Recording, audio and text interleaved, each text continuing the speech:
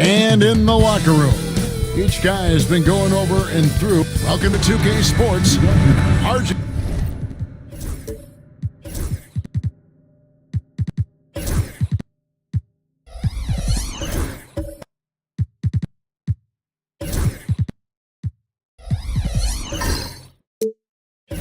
This one has a bit of an old school feel to it, doesn't it? These teams love to run things down low. Yeah, it's going to be a heck of a matchup, Kevin. A little bit of bully ball, you could say. Having a center you can run your offense through makes the rest of your offense that much better. Let's take a look at our starters for Sacramento. Moncrief is out there at Chauncey Billups.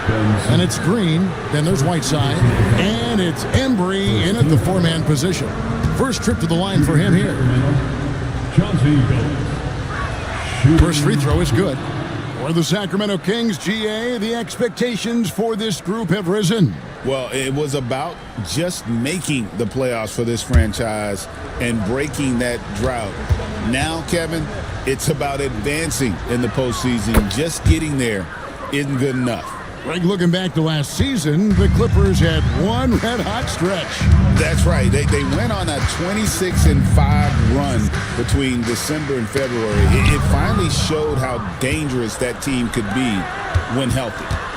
Now, here's Green. Moncrief, El Cid with it. 5 to shoot. Going inside. And it's Joel Embiid with the rebound. Butler with the ball.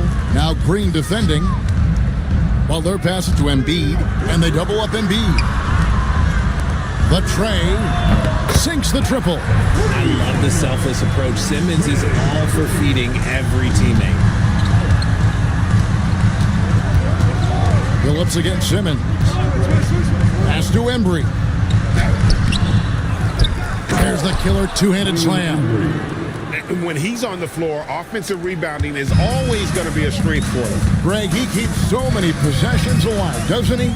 Yeah, you can feel Coach smiling on the sidelines with every offensive board. And Simmons kicks to Pierce.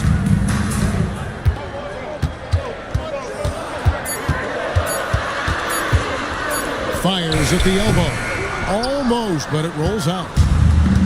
For Sacramento, they've gone 1 of 3 from the field to start this one so far. Pass to Embry. On the money with the shot from the left block.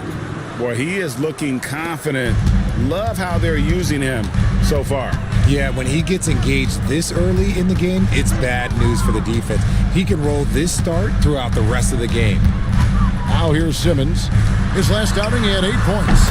And the basket by Pierce.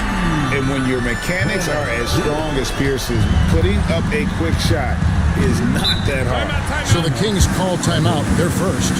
Their first look at this year's Los Angeles squad.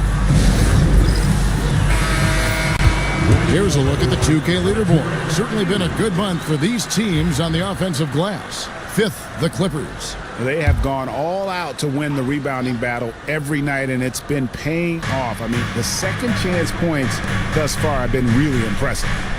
Some nice ball movement here by the Kings. Here's Phillips. Simmons pulls it in. The right thing there to stay that tight on him and really try to keep him out of his comfort zone. Here's the pass to Simmons. The kick outside to Butler. And it's good, assisting on the play with Simmons. Ideal way to start the game. Come out of the gate and knock down all but one of your first 5 shots. Pass to Embry. Out to Moncrief. Gets it to go from beyond the arc. The real come at us, and we're coming right back at you. Yeah, I love the competitive fire right there. You drain a triple on us, and I'm coming for my revenge. Now here's Simmons. No scoring in this one.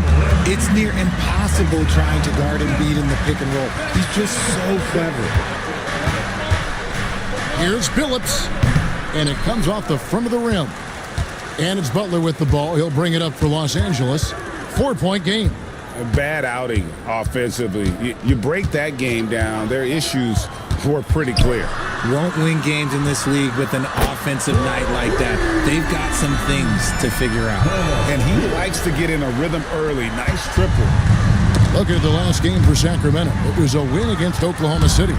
Yeah, and in that one, they caused a lot of misfires with their intensity on the defensive end. They were hustling to get in front of every play they could, always getting a hand in the shooter's face. Here's Phillips after the made shot from Joel Embiid.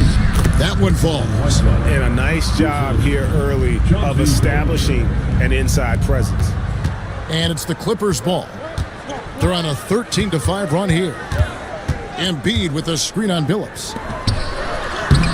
Missed the shot. He's 3 for 4 in the game. Over to the left wing. Here's Embry, guarded by Embiid. Shot clock at 6. The 3 from Phillips. And it's the Clippers with the rebound. Simmons looking around. Pass to Embiid. And Whiteside sends it back. Moncrief against Pierce. 2 minutes remaining in the first. Green bounce pass. Billups dishes to Whiteside. And it's blocked. What a play as he just snatches the shot out of midair. Intercepted. 5-on-3 break. Here's Billups. Good D by Embiid. And there comes a point when, for the team's sake, you might want to move it. He's hurting them with all of these misses. And stolen by Billups. On the wing, Green. Guarded by Simmons. Green passes to Embry. Moncrief, El Cid with it. Connects from three-point range. Moncrief's got a pair of threes now in the first quarter for the Kings. And Tyronn Lue calls timeout. Wants to talk some things over. Might be seeing some things to adjust. And it's a completely new group for Los Angeles. Clippers leading by 4. Outside Thomas. And again, it's the Clippers missing. The Kings have gone 5 of 12 from the field since the opening tip. Here's Embry, defended by Bargnani. For 3, Hayward. Bargnani grabs the board. Los Angeles has gone 4 of 5 from three-point land to get things going here in the first. The Kings trail by 4. Embry passes to Archibald. Good ball movement here by the Kings. Here's Embry. And he banks in the layup. Embry's got 6.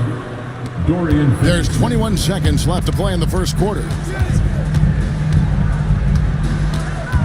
Thomas against Green. Outside Thomas. Over Green. And that one released in time, but no good. At the end of one, a closely contested game so far. Los Angeles on top.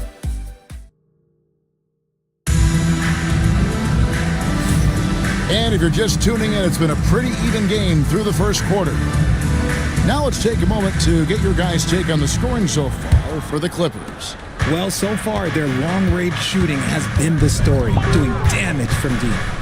And I've really liked how they've moved the ball tonight. Because of this selfless approach, they are piling up the assists. So with Butler sitting on the bench, here's who Tyronn Lue's going with. We've got Lou Dort. Bargnani is out there with Anderson Varejao. Then there's Cam Thomas. And it's Westphal in at the 1.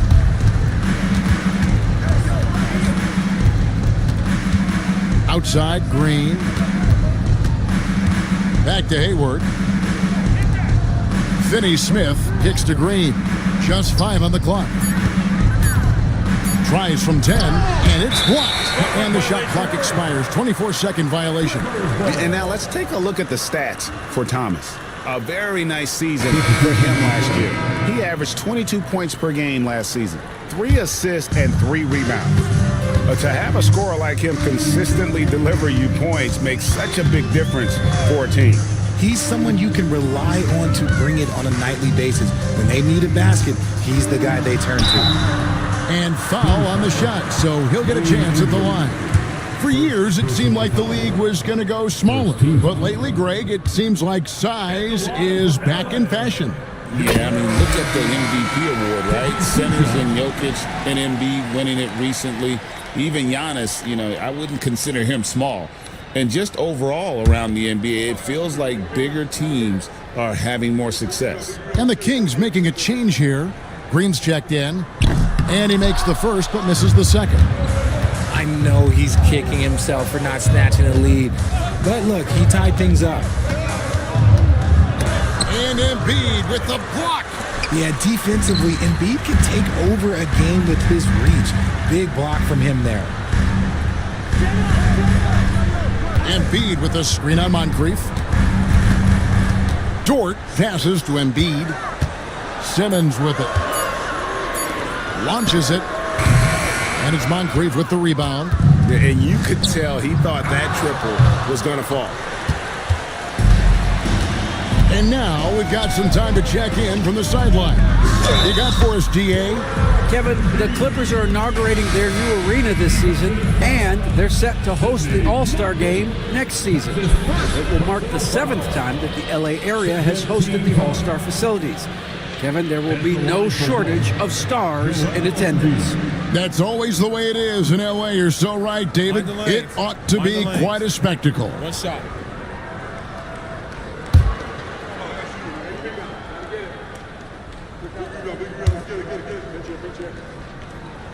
It's tough to find things to not love about Embiid's game. It's so complete. He's a true two-way player who is a nightmare you have to deal with on both ends. Timeout called by the Kings.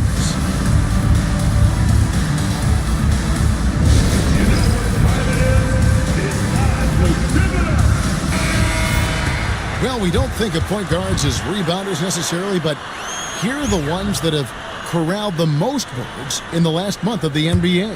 5th on the list, Ben Simmons. And it may not be the first thing you think about, but if you look at a lot of the all-time great point guards, their rebounding, that nose for the basketball is a big part of their game.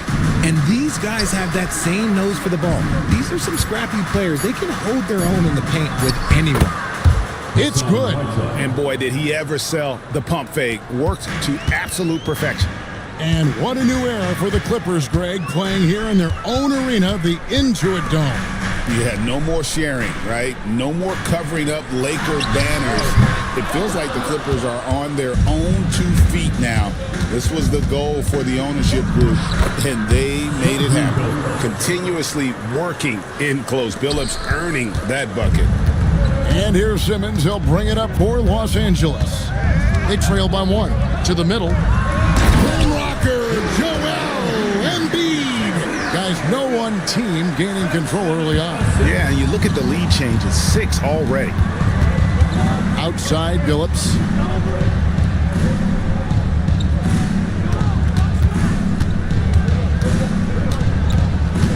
He takes it in, and the rejection by Embiid. Every year he's a defensive player of the year candidate. His instincts, that's what makes Embiid outstanding, and his awareness of when to go for the block. And just over 3.5 minutes played here in the second quarter.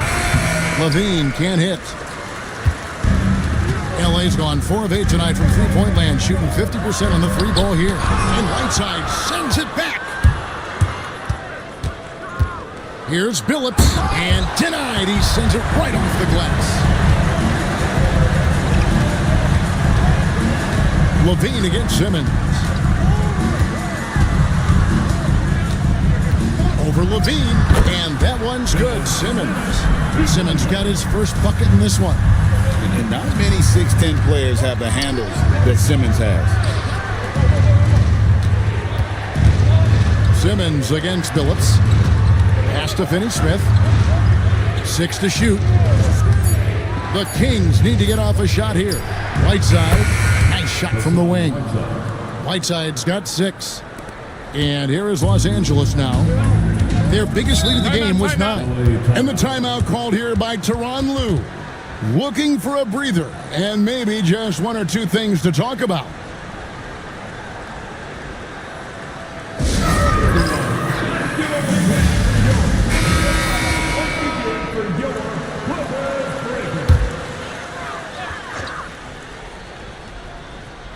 And the Clippers have possession.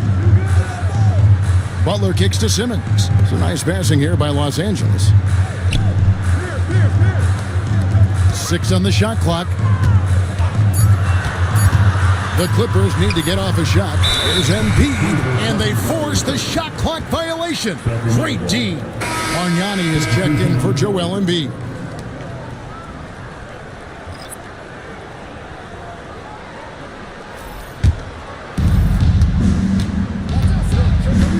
Levine against Butler. Now Whiteside. An 11-point game for him in the win against Oklahoma City. And we'd be remiss not to mention his incredible rebounding, just a force on the backboards. The Kings have been perfect at the line so far, albeit just 2 for 2. And they were 75% from the line a season ago. Right about the middle of the season right now, RJ. When do you think it's most important for a team to be hitting its stride? Finding a stride in any part of the year is great. You want that momentum, but the goal is to start to peak right before the playoffs so you have a great stretch when it counts most. Now let's check in with David Aldridge to see how Draymond Green's doing. David. Kevin, I caught up with the head athletic trainer for the Kings, and unfortunately, it sounds pretty serious. And if he misses a lot of games, it will obviously be a big blow to their chances of winning it all this year. David, thanks for the great update, guys. It doesn't sound good. No, if that report is accurate, he's going to be spending a lot of time in rehab and on the sideline. And you just hate to see any injury, but potentially a serious one like this breaks your heart. Los Angeles leading by 4. Thomas dishes to Pierce. That's good. It's Thomas picking up the assist. Pierce has got 6 in the quarter. Yeah, and how about Pierce there? Immediately squares himself up from outside, always prepared to rise and fire. And usually that's a bucket for him, but look, nobody's perfect in the mid-range. Thomas sets a screen for Pierce. It's hauled in by the Kings. Whiteside's got 4 rebounds now tonight. Outside, Green. For 3, Levine. Oh, and he almost had a 4-point play right there. He'll go to the line with a chance for 3. It's on Caron Butler. A screening athlete. Everybody knows about Levine and his bounce. He's just hard to check. And look, he was fouled right there. So, for the Clippers, Farajao comes in for Pierce. And it's Dort in for Butler. And then for Sacramento, Green, he's checked in for Whiteside. And it's Moncrief in for Danny Green. Thomas goes in. It's tipped. Pass to Levine. Lays it up off the glass. Not just a shooter, Levine is also willing to bury himself inside and go to work. Outside, Dort. Here's Westphal. Hasn't made one yet. Elbow shot. That's a miss, his second after 2 shots. Here's Archibald. Got a hand on it. And some good action through the first 2 quarters as we reach halftime. Clippers lead by 3. And now, thanks, David. And we'll be back shortly following halftime to get the 3rd quarter underway. Fans, please drop your attention.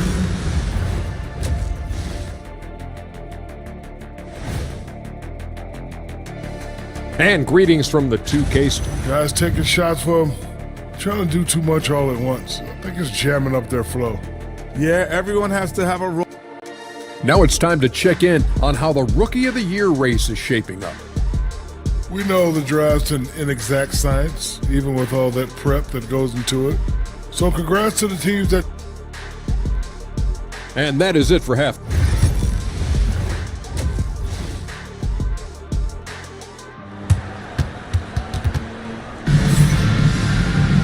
And we've got second half action for you. Thus far, a pretty evenly contested game. Nice game. Great performance by Paul Pierce. And how about the amount he's contributing in the scoring column through 2 quarters? He has been terrific. He always wants to be a go-to guy for them. I'm sure he'll be calling for the ball even more in this half.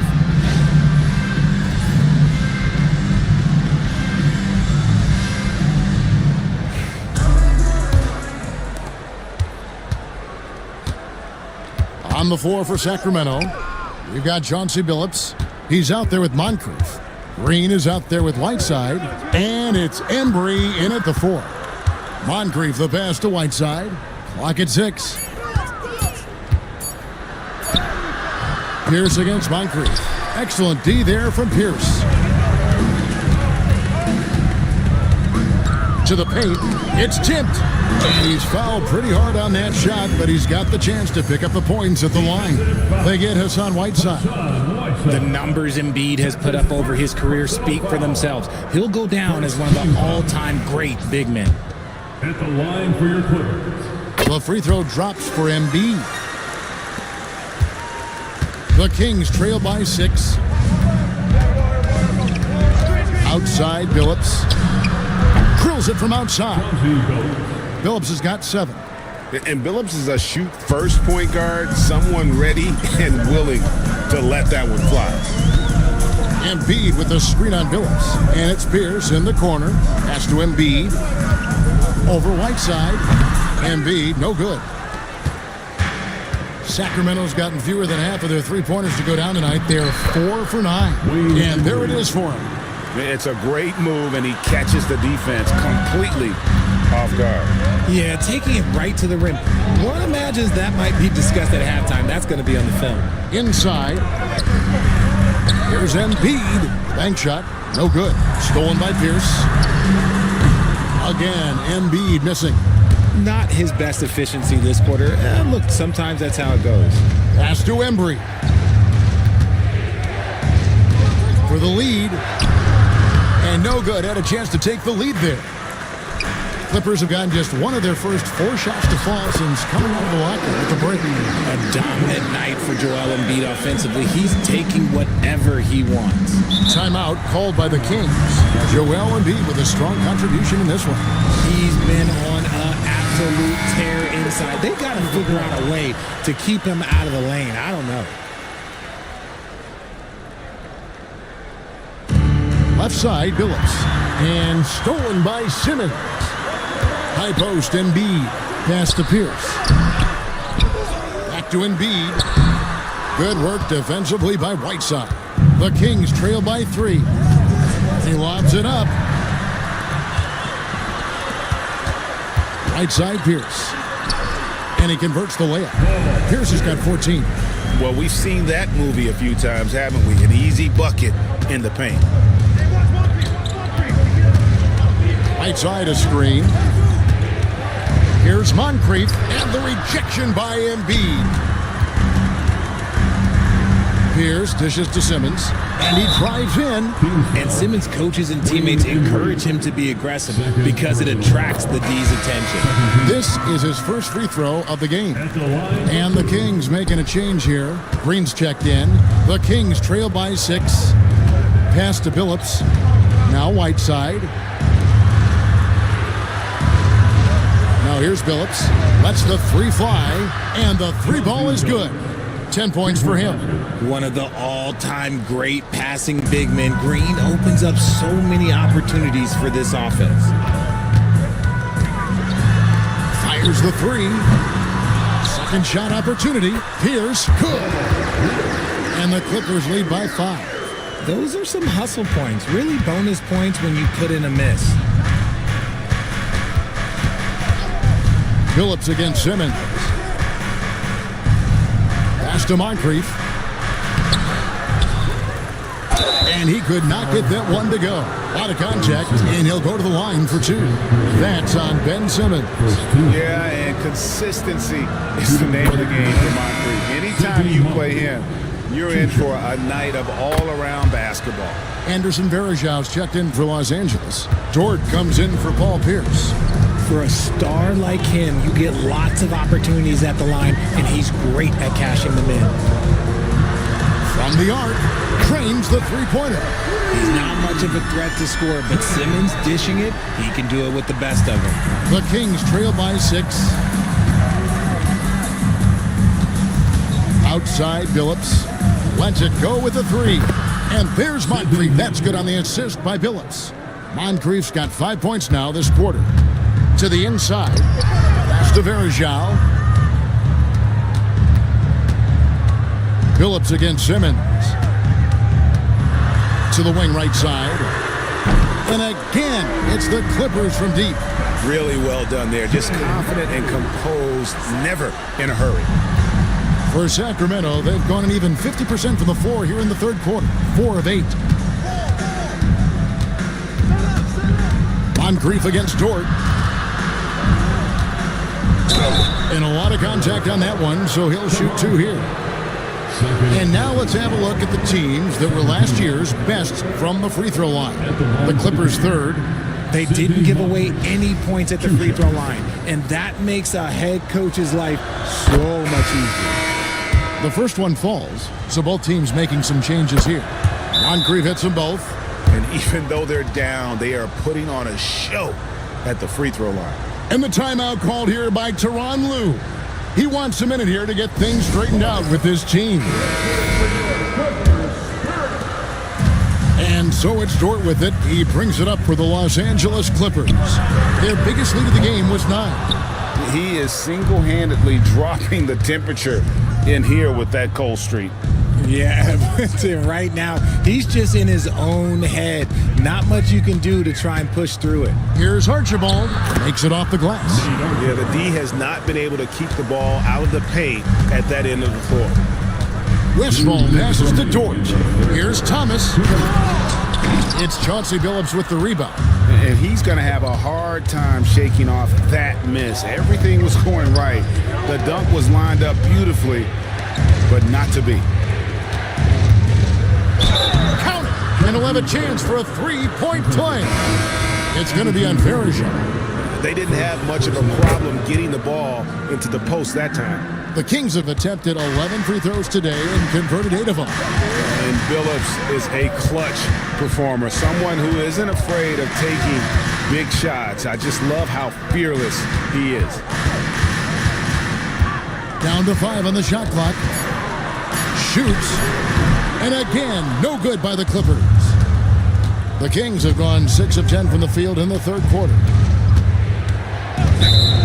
Here's a look at what's coming up now for the Sacramento Kings. On Wednesday, then on Thursday, they'll go up against the Spurs in San Antonio. And for their matchup with New Orleans, that's a contest that I'm keeping an eye on. Early on, you love to see games like that one, which should be full of interesting matchups. Embiid, he's checked in for the Clippers. Dort is screen on Billups. Simmons passes to Pierce. There's the three. Good on the triple. 12 points for him. And his passing is probably the most underrated part of his game. Pierce is a terrific playmaker on that wing. Whiteside finds Green. Moncrief El Cid with it. Back to Green, and he gets the whistle for the 3-second call. Just lost his head out there. It'll happen if you're pushing a little too hard. Clippers have gone 7 for 16 the second half from the field, shooting a bit under 50%. We've got 13 seconds left to play here in the third. Beyond the arc. Rebound, Billups. There's the lob to the hoop. Stolen by Pierce. We're at the end of the third, and we've still got a close one. Clippers ahead. They lead by 2. And right after this, we'll bring you the start of the final quarter right here on 2K Sports.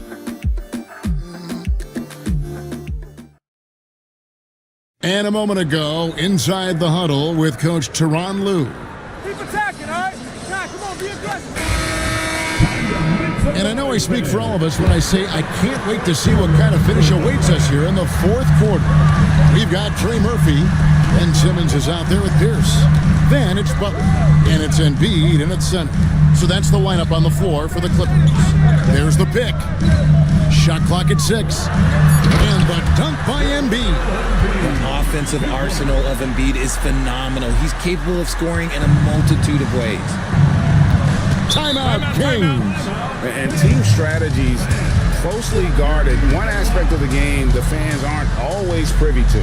And we see it so often. One little tweak to the game plan and everything falls into place for a team.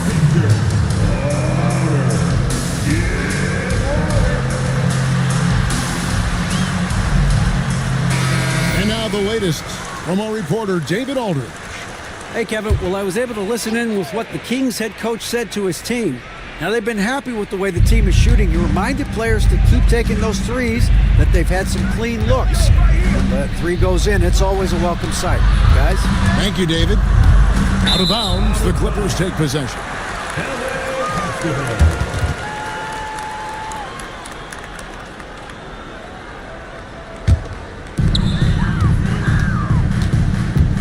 Now here's Simmons. Pass to Pierce.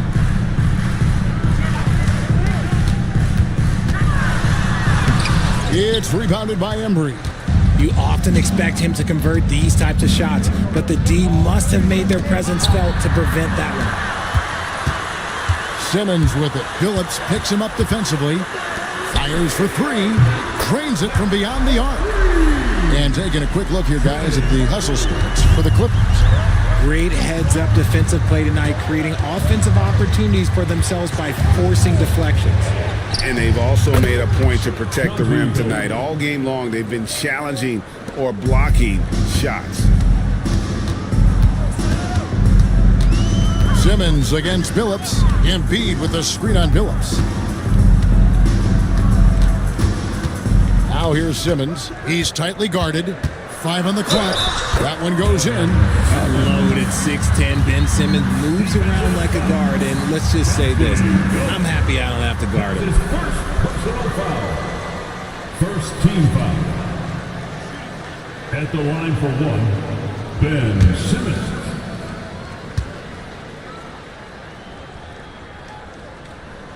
That one misses for Simmons.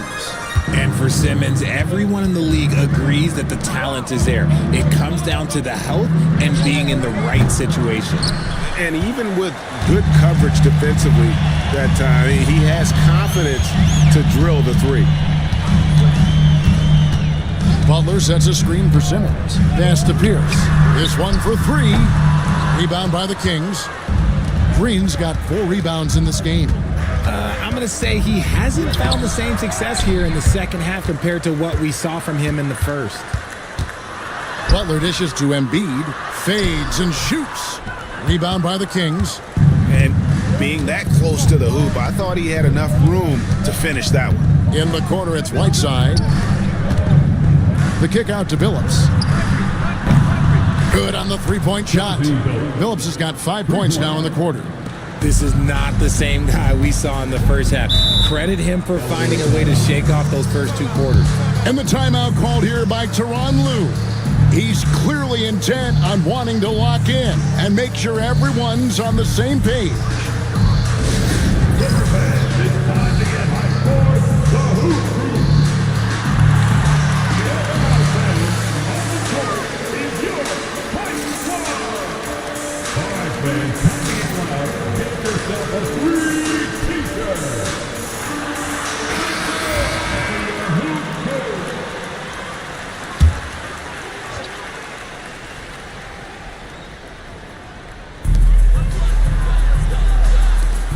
Outside, Simmons.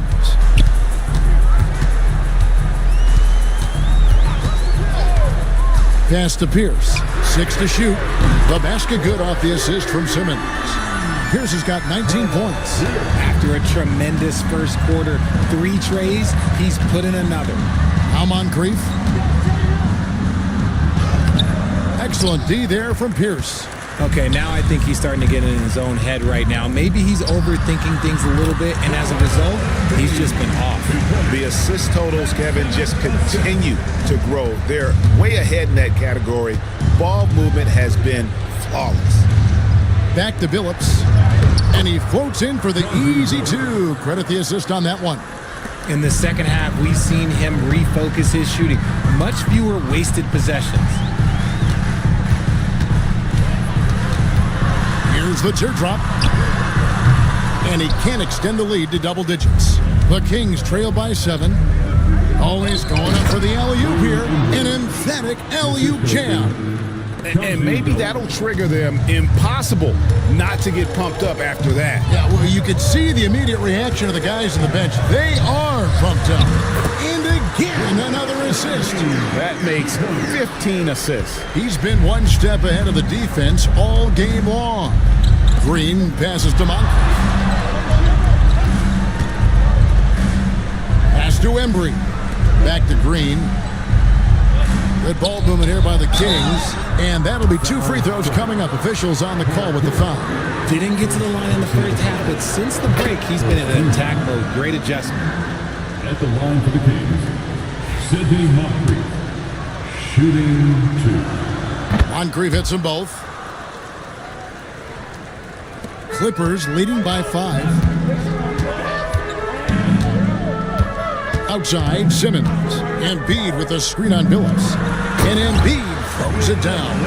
Now, I understand he's a large human, but the defense has to be better. You can't let Embiid get whatever he wants inside. Out to the right wing. Fades back. And he can't bank that one in. Butler kicks to Simmons. Embiid from outside. And it's Moncrief with the rebound. Moncrief's got 6 rebounds here tonight. 2 minutes remaining in the game. Pass to Billups. Here's Embry. Embiid comes with a double team. Just 5 to shoot. There's Green with the 3. Again, the miss by the Kings. That is not the shot they needed there. You gotta work it around and get a better look. Down low. Here's Embiid. Embiid is just too strong inside.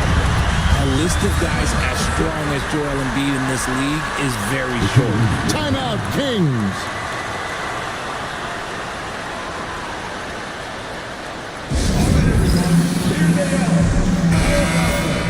Let's hear it for your Clippers break.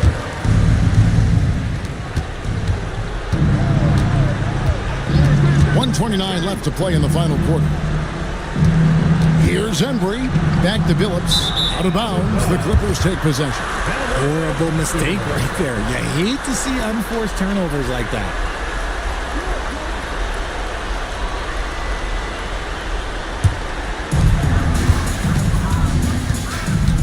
And here is Simmons.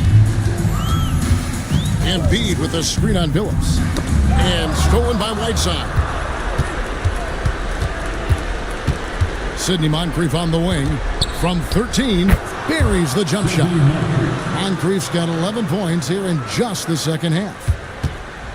They can take their time on this possession. It wouldn't be a bad idea. Just give themselves a little bit of a break. Simmons passes to Pierce. His 3-pointers off the mark. And Sacramento has possession. 7-point differential.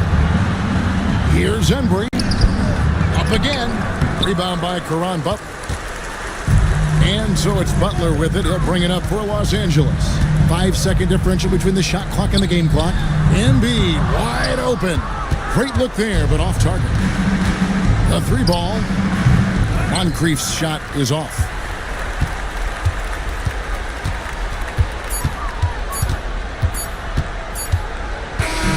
So the Clippers with the win. It was up for grabs right until the final seconds. Yeah, and for me, Kevin, what stood out is just the overall trust this group has in one another when it matters most. Doing what had to be done and to send these fans home happy. Well, folks, that's going to do it for now. Along with Greg Anthony, Richard Jefferson, and David Aldridge, this is Kevin Harlan. Thank you for watching tonight's presentation on 2K Sports. But first, let's reveal our player of the game, Joel Embiid.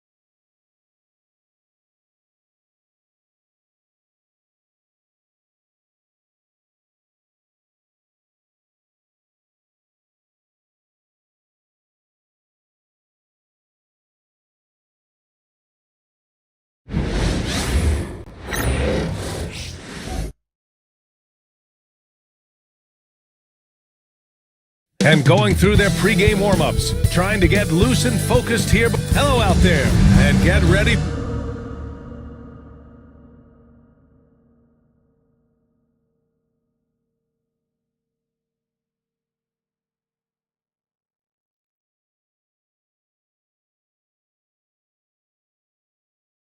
For some NBA basketball on 2K. We're well over the halfway point of the season now, Doris. Teams starting to check the standings more often. That is so true, Brian, because the playoff picture starts to come into a little bit sharper focus. The best teams usually have created some level of separation. Then you usually have those middle-of-the-pack teams. What's amazing to me is the parity in the league, and typically we're seeing the tightness reflected in the standings. So let's take a look at the Phoenix Suns starting lineup. They've got Chris Middleton, and it's Stockton in at the 1. Well, the 5th player in NBA history to log more than 50,000 minutes. KG still getting it done inside. At the line for 1.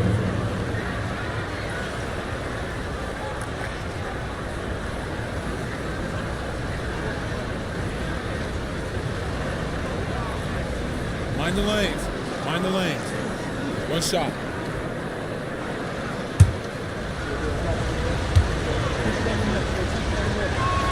Well, the last 4 years have been a wild ride in Phoenix. Let's talk about it, BA. 2021, up 2-0 in the finals, lose the series. 2022, win 64 games, look like a juggernaut, get bounced in the second round. 2023, new owner and the KD trade. 2024, swept in the first round. A crazy stretch. Memphis shooting their first free throws of this game.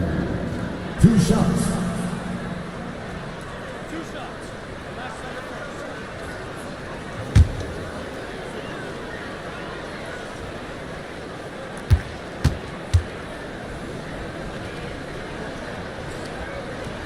And he drops the first.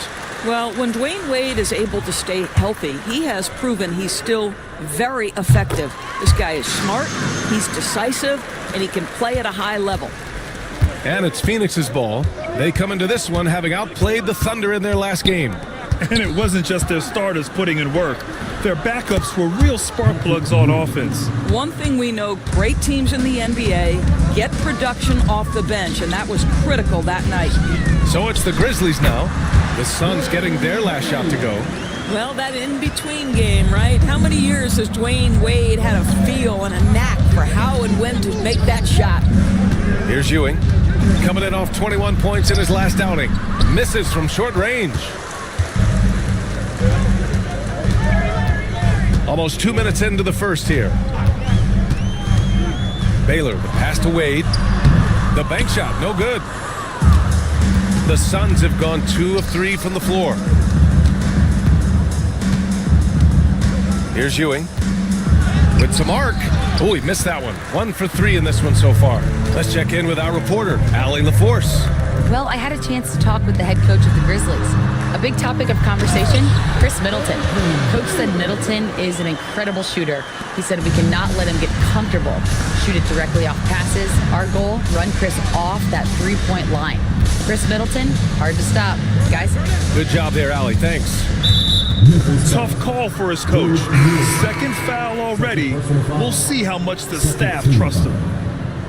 Now into the lineup for your Grizzlies, number 53, Mark Eaton. First quarter of ball, almost 2.5 minutes in. To the paint, down to 5 on the shot clock. How about the assist coming off the deck? What a pretty bounce pass. Wade, the pass to Bird. And there's a pick. To the inside. And he takes the fantastic lead pass up strong for the slam. That's how you share the rock. He does this time and time again. And the timeout called by Mike Budenholzer. He wants a few moments to regroup with his players. Firing up the 2K leaderboard. The NBA's leaders in shooting over the last month. Number 1, the Grizzlies. Their offense has clicked the past few weeks. I mean, everyone out there knows their role and where to be on the floor. The floater, Garnett, that's good. Garnett's got 5 now. Boy, that's beautiful touch on the floater. And let's remember, not everyone has that shot in their arsenal. Here's Duncan. His last outing, he had 18 points. Here's Wade. And the layup is good. Wade's gotten his second bucket. Well, this is perhaps the best weapon in Dwayne Wade's very varied arsenal. The feel in the paint, incredible. Middleton passes to Gervin.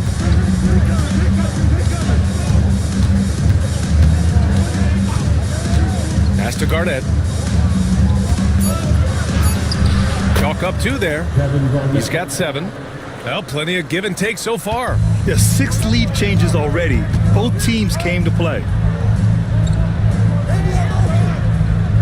Here's Bird. Middleton covering. The jump hook. Rebounded by Stockton. The Suns leading. Here's Garnett. 7 points in the game.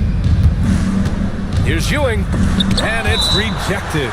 And so it looks like the Suns will retain possession here. Phoenix making a switch here.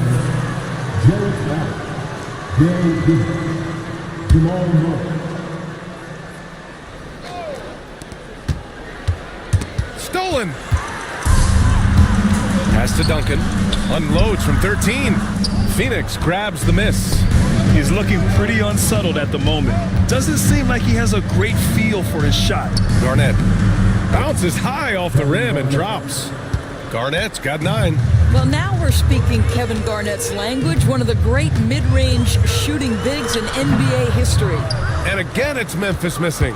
Phoenix leading by 3.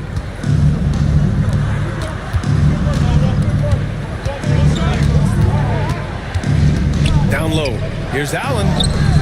And a missed layup. Great rim protection to prevent him from converting. Beautiful. A nice shot by Duncan. Pounding it inside early and often, setting a physical tone. And Mike Budenholzer decides to call a timeout. He wants to make sure everybody's on the same page. Get ready, everyone. You see yourself on the screen, and you saw your best move. Let's go.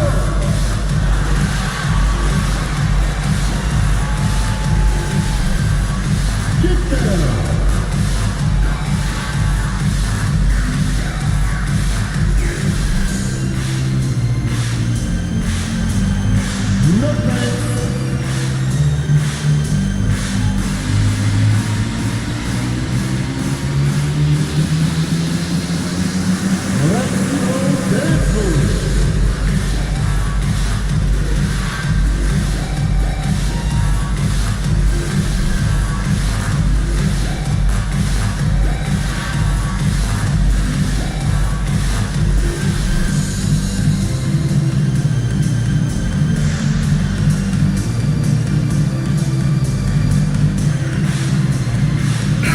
checked in for Memphis.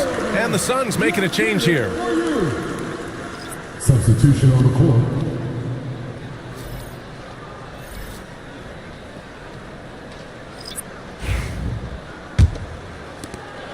And so it's Murray who brings up the ball for Phoenix. This is the first they're seeing of Memphis.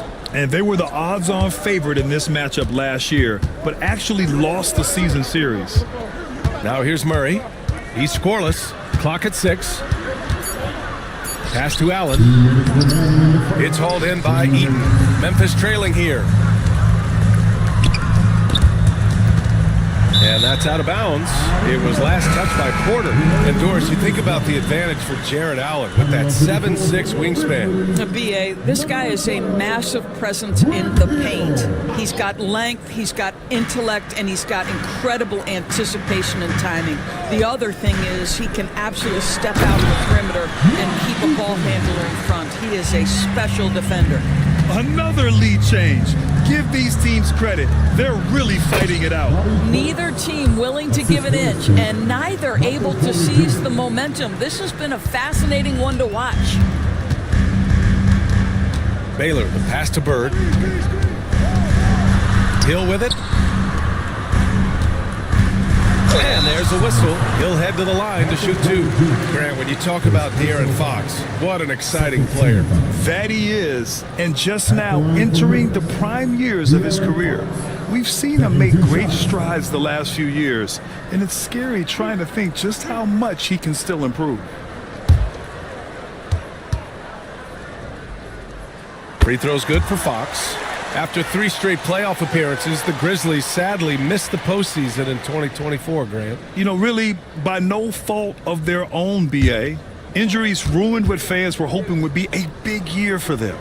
You know, it just goes to show there's no safe bets in this league. All right, Doris, what's kind of an unsung stat you appreciate about the Suns lineup? Wow, they are so gifted offensively. So I'd have to say very good at getting to the free throw line. That's important. Very good at baiting defenders and putting your opponent into the bonus. That's big. Attacking into coverage. They get to spend plenty of time at the free throw line. It's an underrated advantage, BA. Good execution. They're getting some short-range looks here. 46 seconds left in the first. On the wing, Porter. Pass to Goodrich.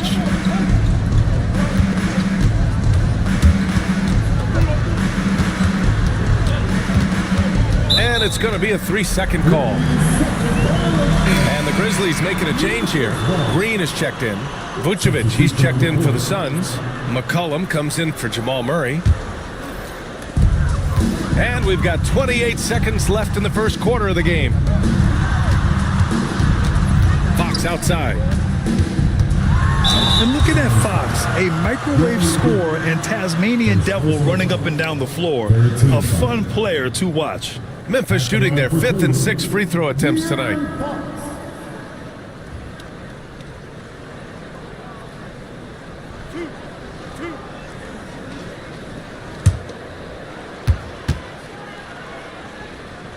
And the first one at the line is good.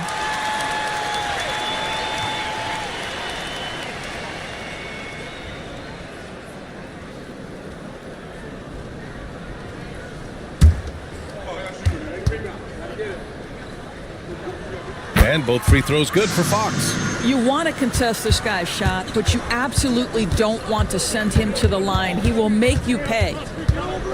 Goodrich, the pass to Portis. Here's Vucevic. Misses the fadeaway. Well, seized up just a little bit at the last second. That's when he normally converts. Well, a good close contest so far as we finish the first quarter. Grizzlies out in front, up 2. Don't go away. We'll be back with the second quarter in just a moment.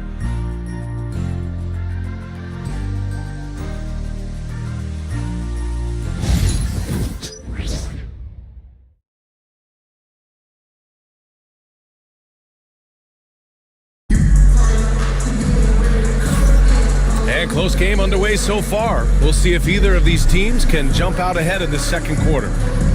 And a moment here to take a look at the scoring breakdown for the Grizzlies. Well, I like how focused they've been on getting the opposition into foul trouble, as well as coming through at the free throw line. Yeah, and in addition, their ball movement has really unleashed their offense. Boy, they've been fun to watch. The Suns trailing. We've got Green, and it's Hill in at the small forward position. That's the lineup in the game for Memphis. Garnett, no good. Couldn't quite line that one up. Just got to shake it off and move on to the next one. I love great defense. Just quick to establish his feet, and he takes the hit.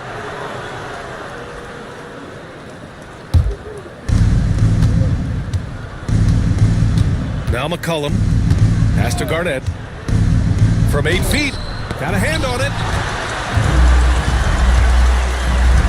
Here's Mirasan. Here's Wade. Covered by Vucevic. Here's Mirasan. Always a nice way to start. Makes his first one. And so many screens today ride that line of moving or not. Doris, you think players get away with too much movement on picks? I think, Brian, it definitely feels like there's a lot more gray area. You have these things now called drag screens. A lot of screens today feel like maybe 30 years ago they would have been a foul. So, hey, I always say, BA, officiating in this league with the speed and the skill is really, really difficult. Grizzlies lead by 4. The shot no good. And it was a great chance to finish on the break, and he flubs it. It was right there for him. He'd love to have that one back. That was embarrassing. And so it's Memphis with it. They haven't allowed any points in the second quarter. They put up a nice win against Sacramento last time out. And I'll tell you, that was not an easy environment to play in. It was a hostile crowd on the road, but it didn't bother them at all. Well, the best way to silence a crowd is with your offensive game. Those fans got quiet in a hurry when the buckets started raining down. Just a great combo guard. McCollum is capable of being a go-to scorer as well as a terrific distributor. Now here's Green. No points so far. They set the pick. Green, money from deep. Well, there's an unpredictability to his offensive game. He is always keeping the defense off balance. And the timeout called by Mike Budenholzer. He wants to review the game plan.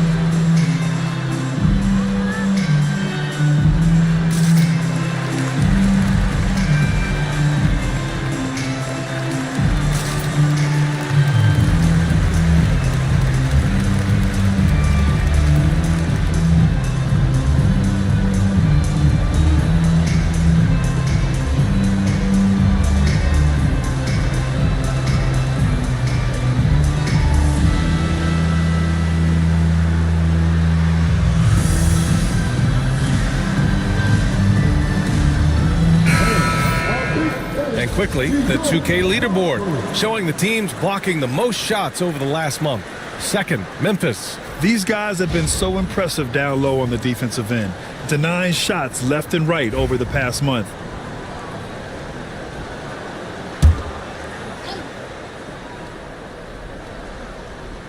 Quarter 2 and just under 2.5 minutes gone by. Launches it from deep. Grizzlies with the rebound.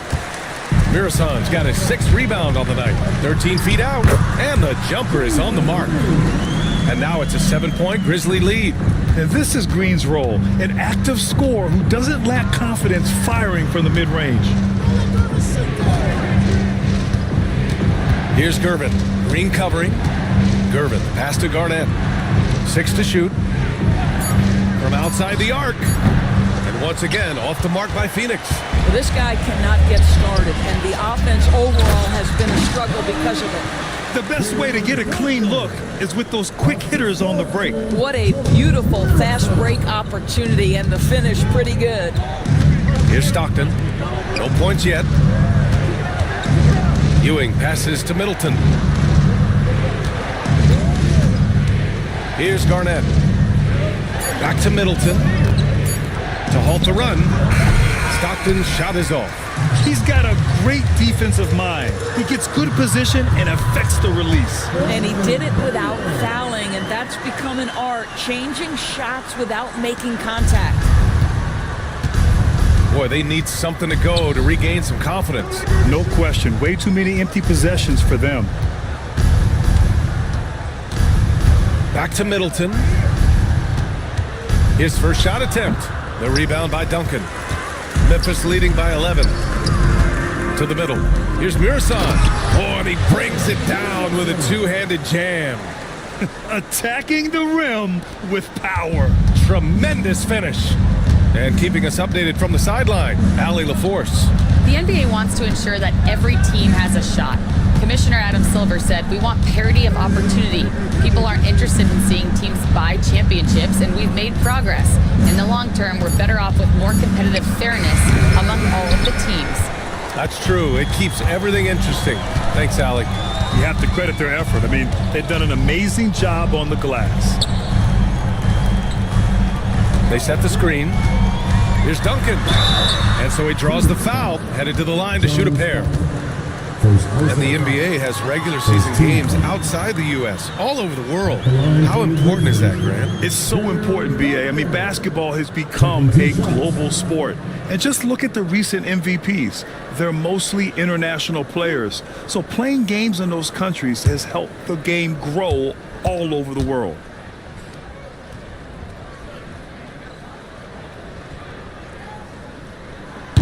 He misses the free throw, and it's a completely new group for the Suns.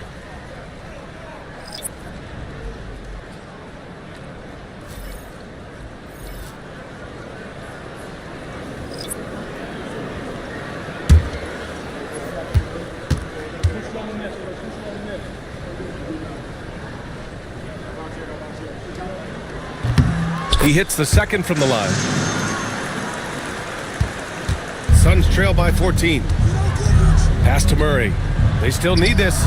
Knocks it down from distance. Murray's got the second bucket on the night.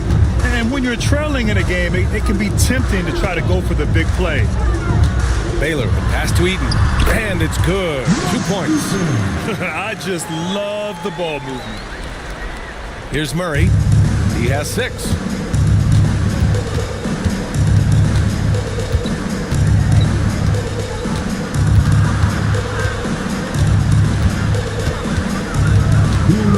Six on the shot clock. The Suns need to get off a shot, and down it goes. 2 points. Porter's got his first points in this one. Smart play there by Porter. Working his way inside to find a reliable, close-range look. Fox against Murray. Shoots it from the high post, and it's Fox missing. And it didn't fall, but still a great look. You know, it can be frustrating when you make the right play and fail to reap the rewards. You just have to stay with it here. Now here's Murray.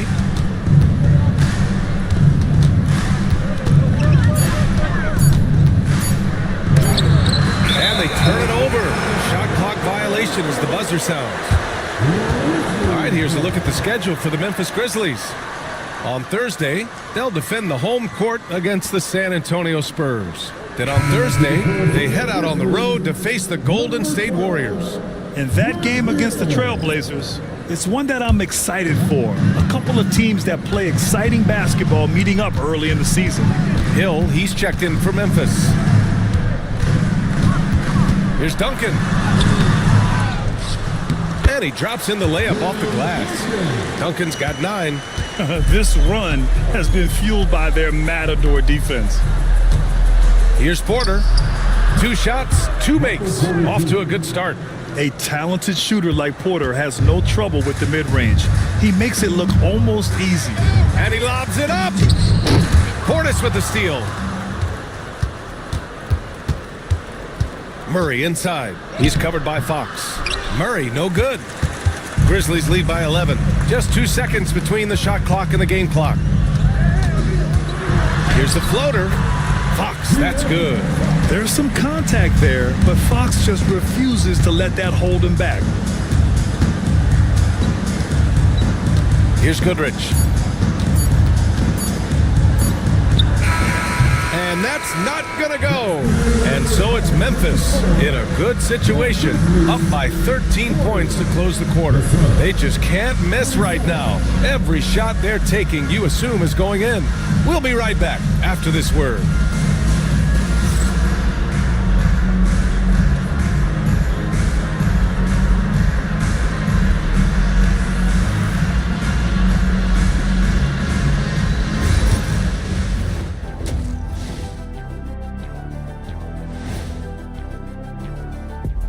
Howdy, folks. I know you've all been clamoring to find out how the Rookie of the Year race is looking, and we are not letting you down.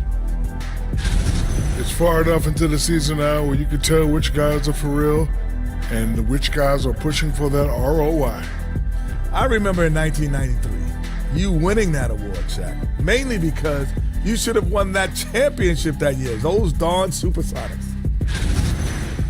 And moving on now to that first half, tough sledding so far for the Phoenix Suns. When you have fewer possessions than your opponent, your chances decrease. They have to find a way to rebound in the second half. SOF, capital T, soft. I get mad watching them play. That's it for us. Thanks for tuning in. Now let's send you over to Brian Anderson with the third period.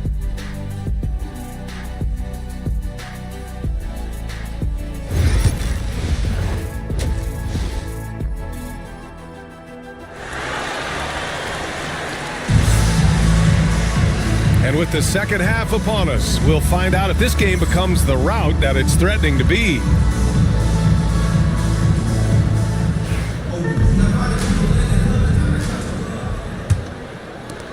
And here are the Suns now, trailing by 13. And so in the game for the Suns, they've got Chris Middleton, and it's Stockton in at the point guard position. Deflected! They get it back. Ewing, no good. And right now, they're +8 in the rebounding category. That's helping them run away with this. You know, looking at the turnover story, they've had a few miscues along the way, but as we see on the scoreboard, it hasn't hurt them. And so it's Phoenix with it. Pass to Ewing. It's tipped. I'll tell you, this guy is doing absolutely everything he can to get himself going, but the team is struggling because he's struggling. And they've really managed to dominate inside. Here's Stockton, following the bucket by the Grizzlies. Here's Gervin. Still no points. Pass to Garnett. They set the pick. 5 to shoot. And denied. He sends it right off the glass. Boy, yet another missed opportunity here. Whatever they talked about at halftime, it's not working. Wait, that's good. And they're really rolling right now. That lead keeps getting bigger and bigger. And one of the things that's helped that is they're getting it done on both ends. Terrific focus on offense, and they're locked in defensively. You can get away with one once in a while, but it looked like he wasn't completely set on that pick. I don't think there's any question. There are so many rules that favor the offense these days. You've got to be able to equal things out when an illegal screen is set. And what a phenomenal replay of that impressive rejection. Yeah, good offense comes from great defense. This lead is only getting stronger with plays like that. Here's Wade. 18 points separating these teams. That's the biggest lead of the game. Boy, this guy is a good finisher, so he misses a chippy. That's tough to take. Back to Middleton. It's deflected. And their physical dominance has been on display. A 10-rebound advantage is a good indicator of how this game has gone. Suns trail by 18. Inside, Gervin. Blocked! Pass to Stockton. Drains the triple. Stockton's got his first 3 points of the game. His three-point shot looks so pure. The defense allowing him to get comfortable out there. Timeout called. Memphis.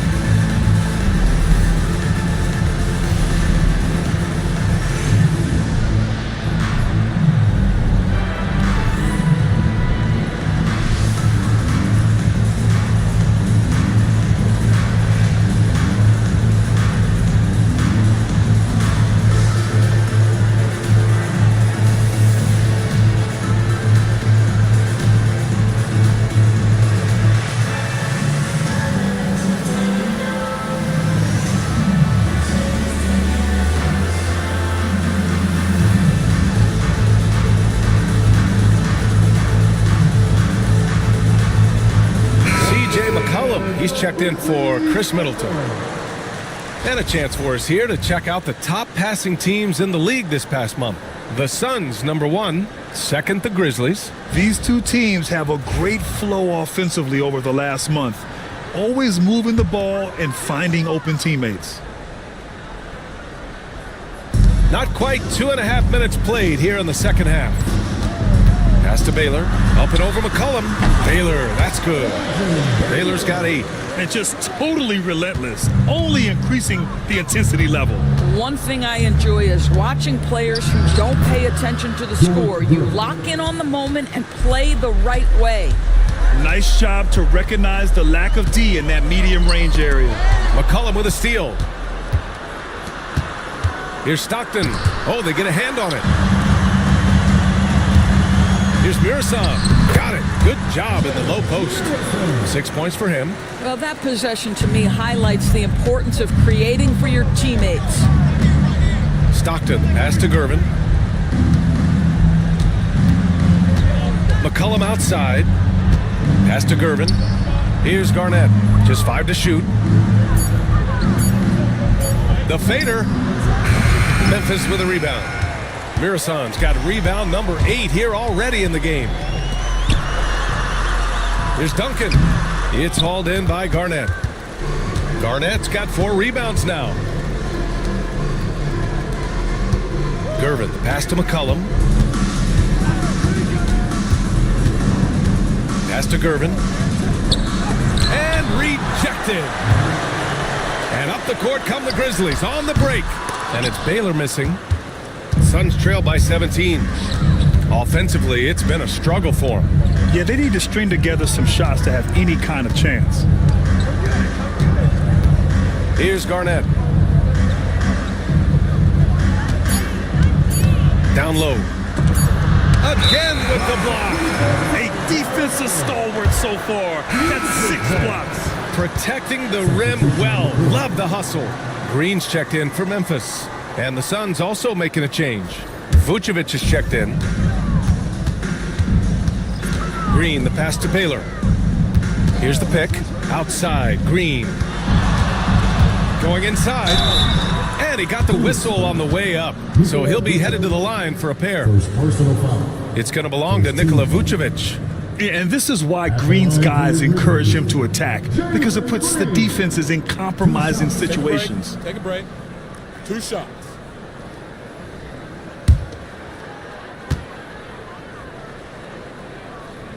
And he knocks down the first one. And for Green, it's about trying to be consistent. He has talent, and he needs to play to his strengths.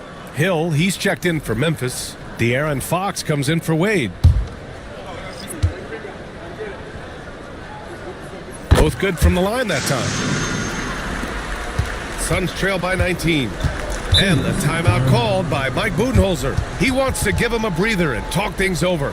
Protecting the rim has to be their top objective right now. And the question they're going to have to answer to me is it a problem with the scheme or is it a problem with the matchups?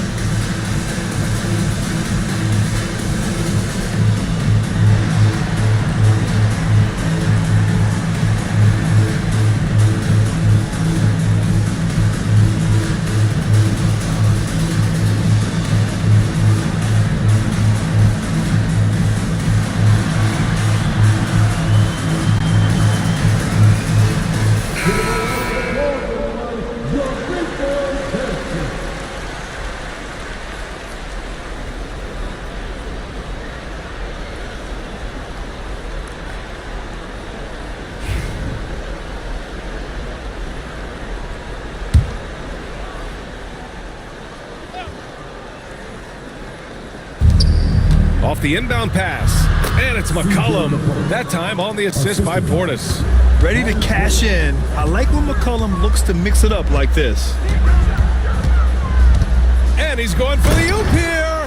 Hammers the lob through. Gliding the pass to where it needed to be. Wow, a strong finish to seal the deal. Ooh, good finish at the rack off the slick feed. Vucevic has got his first bucket in this one. Well, Vucevic at his best. A reliable interior scorer, great size, great touch. Well, this is the kind of pass that gets everyone excited. It's also how you build great team chemistry. Now here's Murray. He's got 6.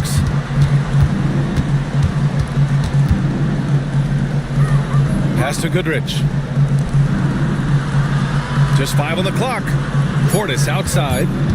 Here's Goodrich. Green covering. Goodrich can't hit. I know that he has the ability and confidence to sink that shot, but better luck next time, maybe. And for most guys, I think you only want to take that shot if you've hit a few in a row. That is absolutely a heat check.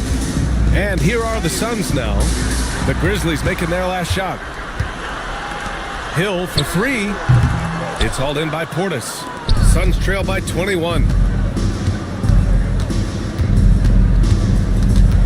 1:25 left in the third quarter. Oh, it's blocked by Green. So quick to rotate. I mean, Green able to cover quickly.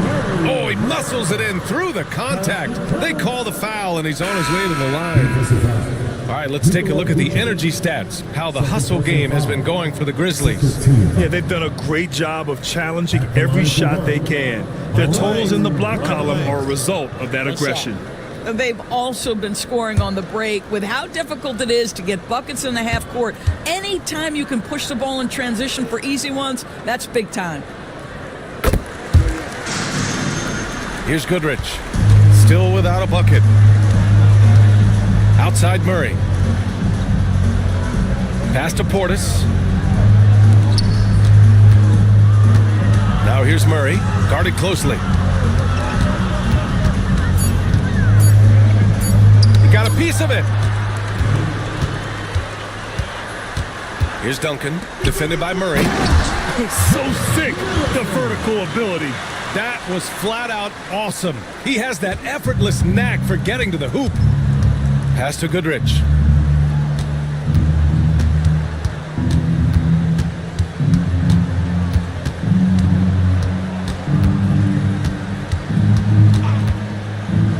And here's Portis to stop the run. Sinks it from distance. Portis has got 5. Well, for a big man, his stroke is just beautiful, and because of the height, it's so hard to challenge. And since the halftime break, their offense has just been on another level. I gotta believe that's something the coach talked to them about at the halftime. They have valued each possession. Murray for 3. No good. Misses at the buzzer. And 3 quarters of play in the books. This one's all but over already. Grizzlies out in front, opening up a huge gap. And fourth quarter basketball will be coming your way on 2K Sports right after this.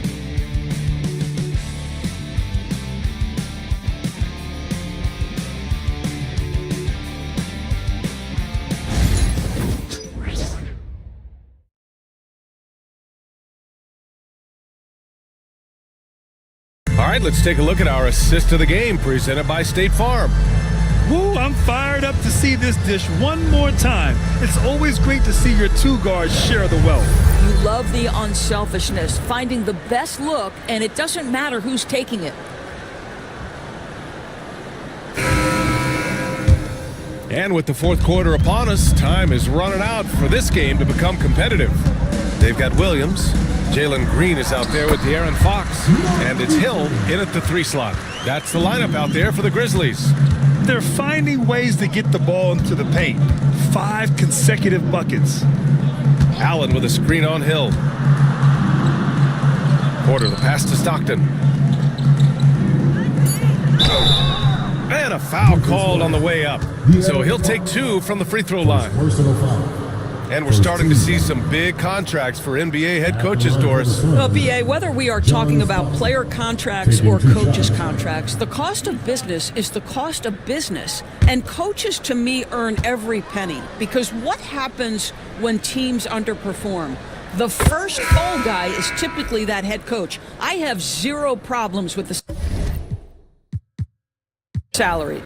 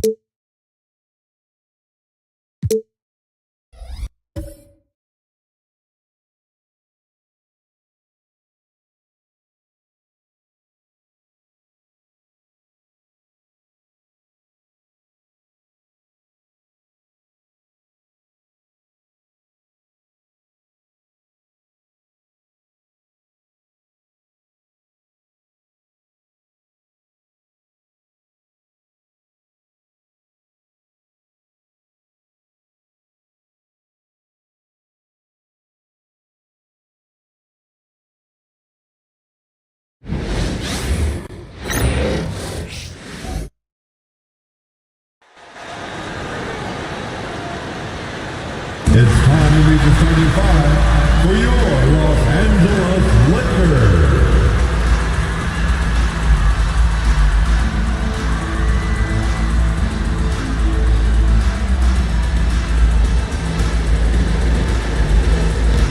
There should be...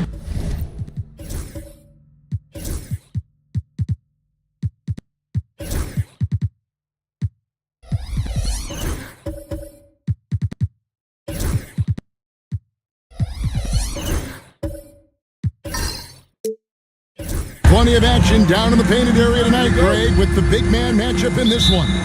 Yeah, I love to see skilled bigs dueling down low. Kind of a throwback in some ways, but there's still plenty of physicality in the modern game. So with Aldridge sitting on the bench, here's how the floor looks for Greg Popovich. Rubber is out there with Griffin. Then it's Tracy McGrady. Then there's Parker. And it's Robinson in at the 5 spot. Now, here is McGrady. Following the miss by Moses Malone. Malone with the steal.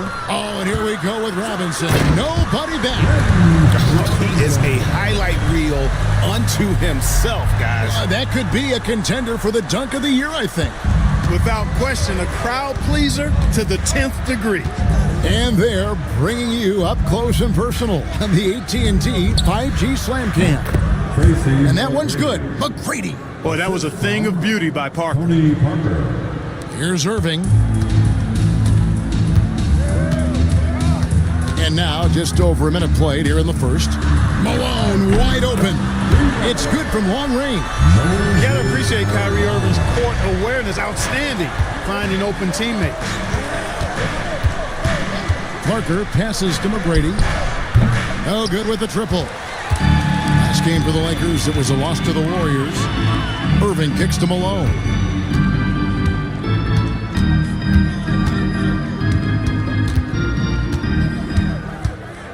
Six on the shot clock, and too much time in the lane. They get called for the 3-second violation. Spurs ball.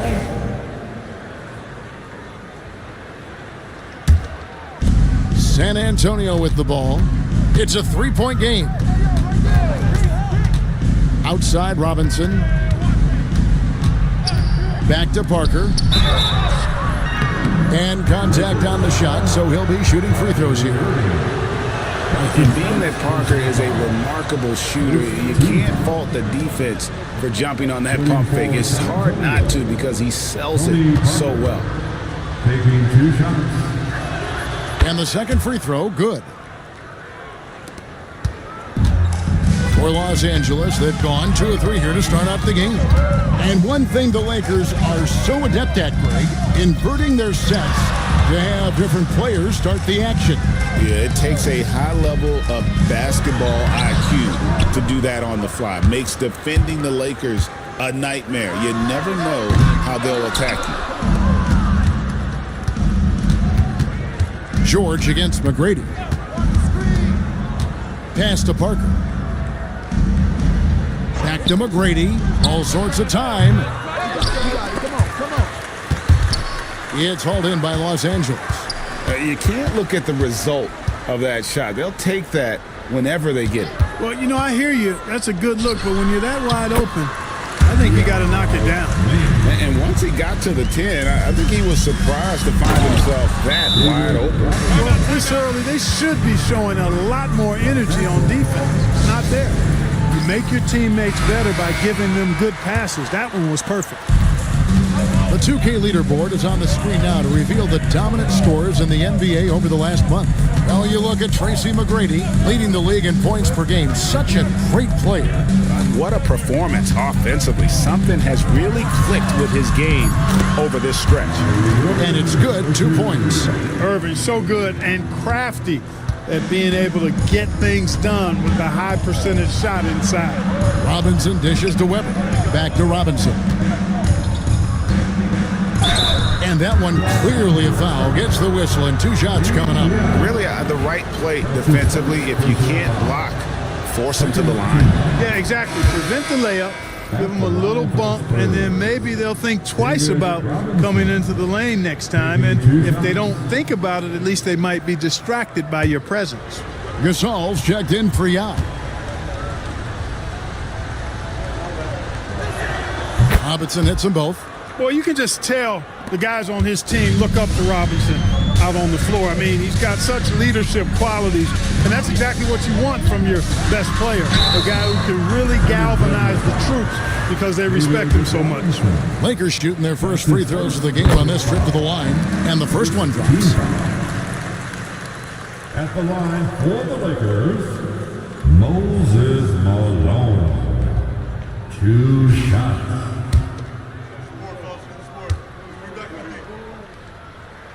And both free throws good for Malone. Well, he's certainly been on target with the free throws. Such an advantage when your bigs can knock them down from the line. And finished off by Robinson. Timing important when you're doing the alley-oop dunk now, and David Robinson, perfect in timing his leap. Outside, George. Gasol setting the pick for George. Stolen by Robinson. And here comes McGrady leading the fast break.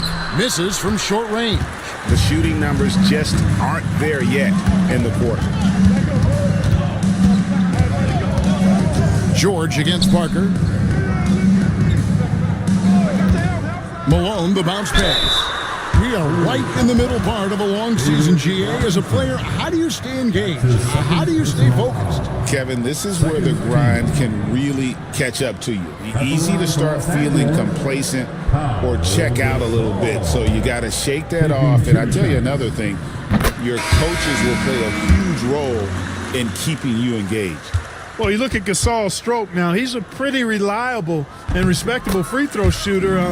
He doesn't get there quite as much as you'd think for a big guy, but he does convert when he gets there. Klingon, he's checked in for San Antonio. Pass to McGrady. From outside, off the mark. Boy, this is bad. Tough to watch. I mean, this is really bad. He's stone cold, this one. Man. They've wasted no time settling into their offense. Yeah, they're lasered in. I mean, really making the most of their possessions. Now here's Parker.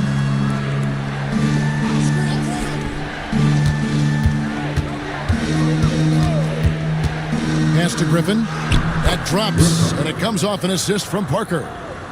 Parker's got 3 assists now in this one.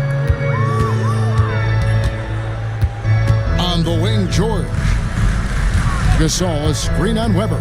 Here's George. The shot goes in. First shot, first basket.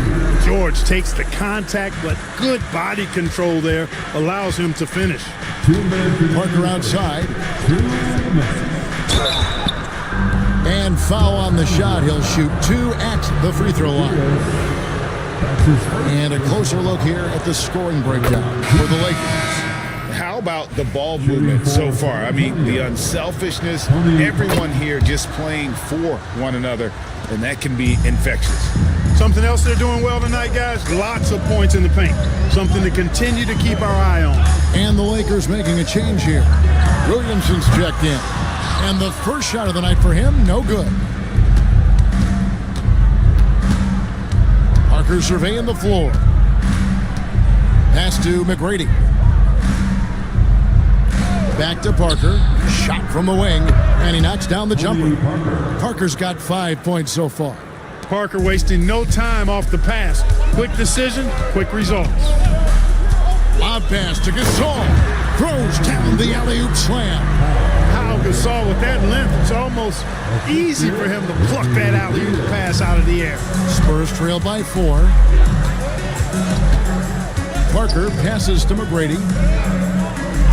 Back to Parker. No one near him. Gasol with the rebound. Very dangerous to leave a guy like that open. Lucky break there for the D. Back to Williamson. Kicks it out to Love. And it's off from three-point range. And here's Griffin. He'll bring it up for the Spurs. Fresh from a win against the Nuggets. And guys, they walked into the arena with a certain kind of swagger. And we really saw it play out on the offensive end. And, you know, confidence is key there. They seem to play with a ton of it, especially on the offensive end. Here's McGrady. Good D by Gasol. With 1 on the clock, it's not going to go for him. And so it's Los Angeles, with their lead standing at 6 points here at the end of the quarter. They've dictated the pace, pushed the ball at every chance, and it's paying off for them. We'll get you back to the action after this break.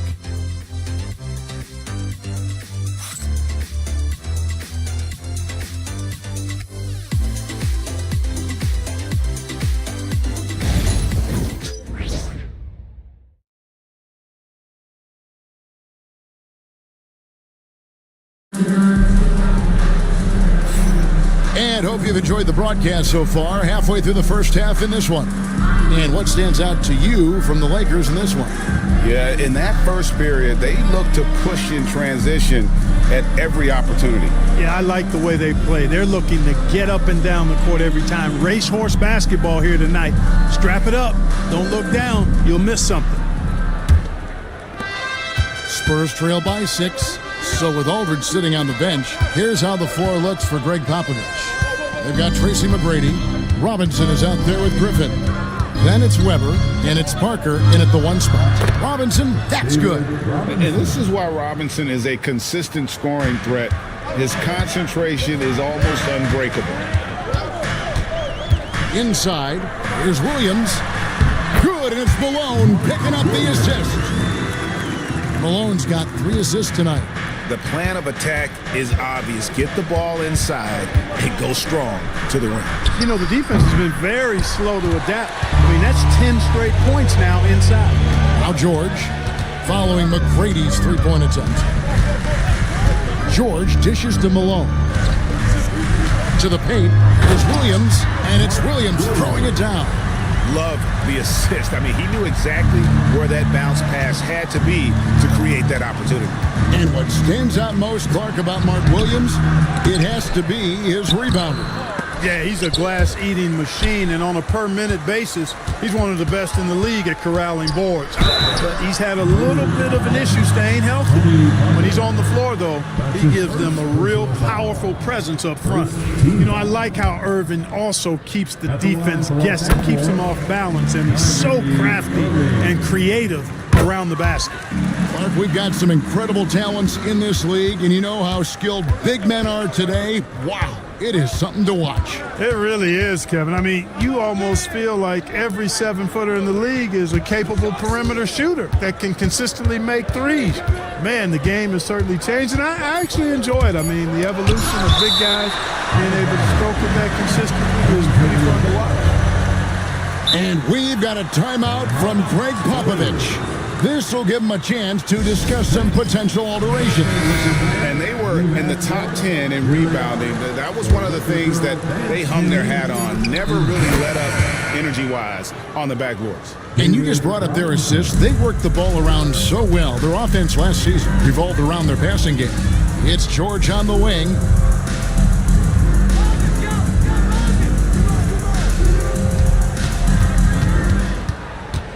Shot clock at 5. That's his second shot and his second basket. He's 2 for 2. George is really one of the most amazing players in the league, an all-NBA caliber player, and he's worked tirelessly on his shooting form, and now it's close to perfect. Now, here is Robinson. Turned in an outstanding game against Denver. It's a +5 advantage for them in rebounding after that one. Williams sets a screen for Malone. And it's Williams finishing it off. Yeah, I mean, maybe could have tried for a more memorable dunk than that one. And we know he's capable of those memorable ones. Hey, they've got a nice, comfortable lead here, fellas. Might as well keep it simple. Do it a plain, simple one-hander, just like pound cake. And they pick up 2. Parker's got 7 points in the game.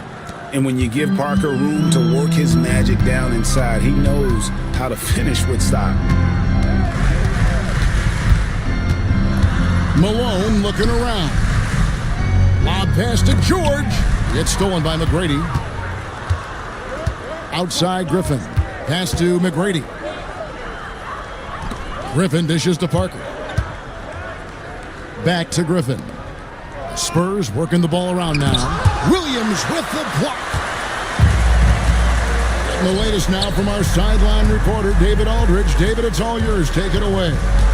Hey, Kevin.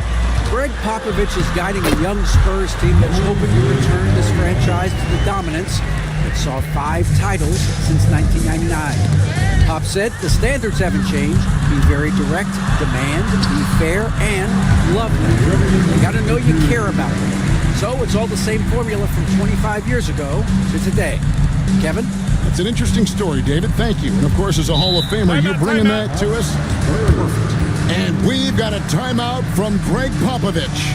And Coach has decided they need a moment to talk things over. Get ready, everyone. Al Gasol is checked in for the Lakers. Jackson comes in for Robinson. And now, courtesy of the 2K leaderboard, here are the teams that led the NBA in block shots last year. In the third spot, the Spurs. I don't think you can ever underestimate the effect that a few block shots can have on your opponents. I mean, it can get into your head as an offensive player. You're going in there thinking you've got a clear path, and then you see the ball going behind you in reverse. I mean, that could be major intimidation and affect your game. Now, here is McGrady. He had a 27-point outing in their last game against Denver. And Gasol sends it back. And really, Gasol does an incredible job getting his hands up in the air, which results in a ton of rejection. Now, Griffin. Following the three-point attempt by Kyrie Irving. Robinson kicks to Weber. Robinson on the wing. 10 points for him. 4 on the shot clock. Shot on the wing. San Antonio again missing. Lakers leading by 14. Irving for 3. And it's Griffin with the rebound. And San Antonio shooting about 35% from the floor. Not much falling for them. Outside Robinson. Pass to Weber. Back to Robinson. 2 minutes remaining in the The 19-foot shot. And he wills that one in. Sinking right through off the back iron. And, you know, he's enjoyed the kind of day you expect in terms of shooting the basketball. He can bring them right back into this game. Gasol, a screen on Griffin. Right at the free throw line. Malone misses. And Weber's got the ball here for the Spurs. Down by 12. Irving against Parker. Pass to Griffin. Shot left block. Malone with the block. And on the way from Irving for 3. That's good. And it's Jackson with the assist that time. You got to run Kyrie off that line.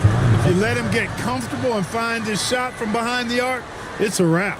And we've got a timeout from Greg Popovich. Wants to regroup and go over the strategy. Spurs trail by 15. Outside Robinson. Pass to Parker. Free throw line jump shot. Robinson. He hangs in there and cashes in on the second chance points. I mean, just throwing himself on the offensive glass, Robinson knows he has the size and length to capitalize there. The open shot by Malone. Robinson pulls it in. Robinson's got his 6th rebound on the night. And one thing I liked in the first quarter was their aggressiveness to draw the contact, putting the defense on the defensive. Yeah, exactly. And I think they need to continue to press that advantage. They've got to get back to that. Don't go away from that. It's been working so well for them. Stay with it. Oh, what terrific hustle. He's got a nose for the rebound. Craig, he's ferocious when the ball goes up. That's what they've got him out there for, fellas. Boy, the high-flying acrobatics of George, something to behold. When he leaves the ground for these alley-oops, you drop your jaw in awe. Robinson on the wing. Over Yao. And the last second attempt does not go in for him. And we finished one half of basketball. Lakers ahead. They lead by 13. And a chance now to send it over to David Aldridge, standing by courtside. David, thanks so much, Dave, for the great interview. Don't go away, folks. We'll be back for the second half of basketball right after this.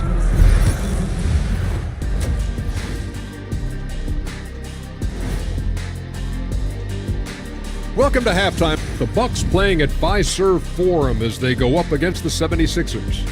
7:30 Eastern for the tip-off in that one. And on paper, these two are pretty close in terms of talent. Yeah, that's going to come down to effort and who controls that pace. Now let's talk about that lopsided first half. Obviously, a lot of work to do for the Spurs. Poor execution for them offensively. Settling for bad shots far too often. Recipe for disaster. Man, Kenny, your optimism is infectious. That'll do it for our show tonight. Thanks for joining us, and we'll send you back to Kevin Harlan for more Hoops action.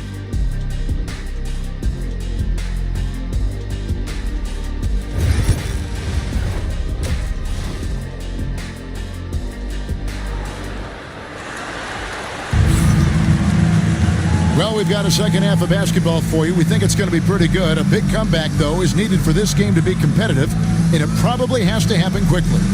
Really an incredible game from David Robinson.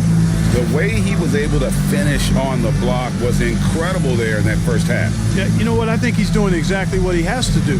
Using his body, shaking off contact, and then finishing at the rim.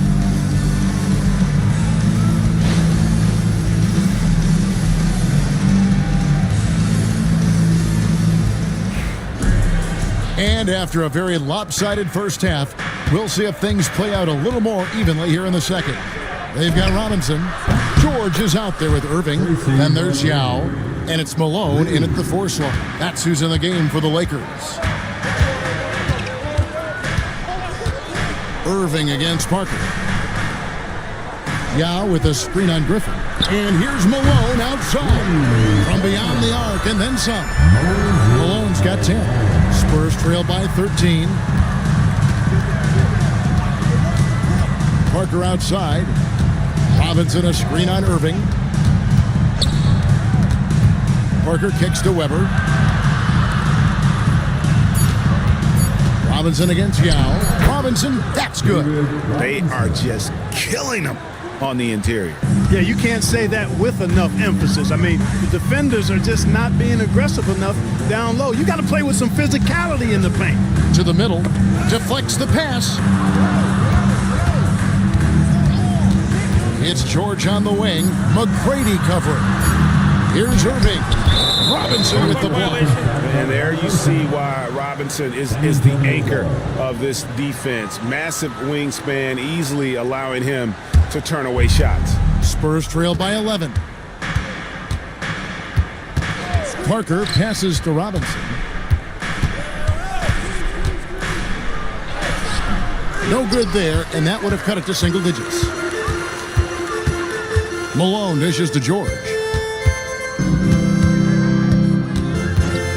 And we're just about 2 minutes into the second half now. Here's Malone. And good. Got the English that time as it falls. 12 points for him. Tell you what, he has been feeling it, guys, and the best game plan right now, it's elementary. Just keep feeding him. Let him eat. Robinson kicks to McGrady. Top of the key jumper, no good. Just a solid performance on the interior. The rebounding has been off the charts. Yeah, you look across the board, it's actually sizing up, shaping up to be a great game. I mean, strong performances throughout, and they've really been strong on the glass. Outside Robinson. Pass to Parker. The shot's good. Parker's got 9. Taking the contact, still able to score. Tony Parker, impressive work there. And J.J. Redick is called timeout. He's made the decision. He wants to huddle up with his guys. And turn your attention to the court. It's your Lakers squad. And some changes here for the Lakers. Gasol's checked in for Yao. Kevin Love comes in for Malone. And Williamson subbed in for Robinson.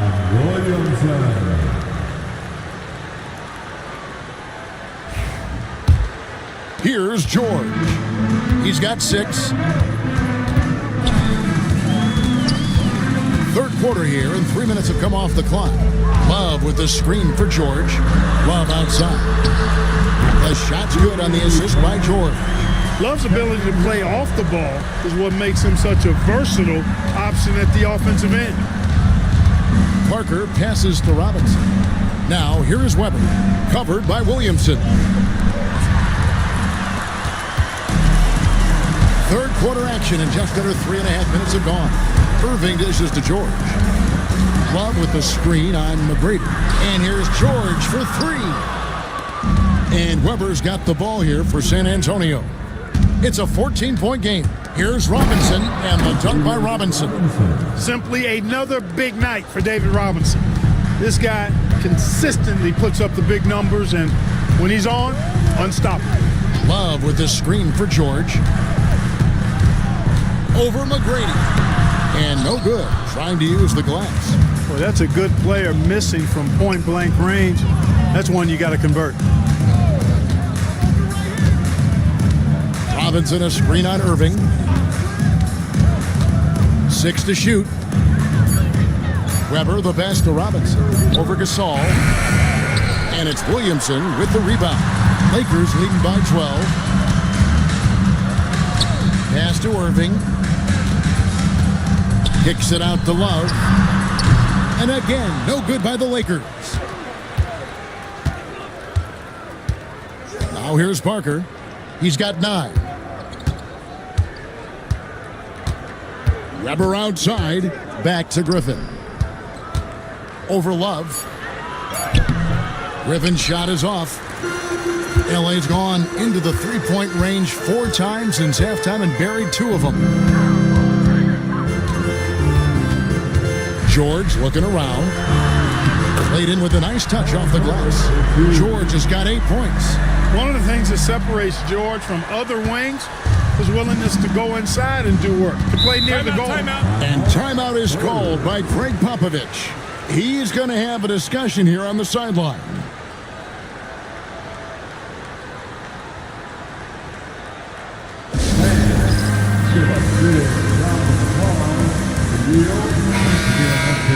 And now to our rookie leader for a look at this month's steal leaders among the young guys.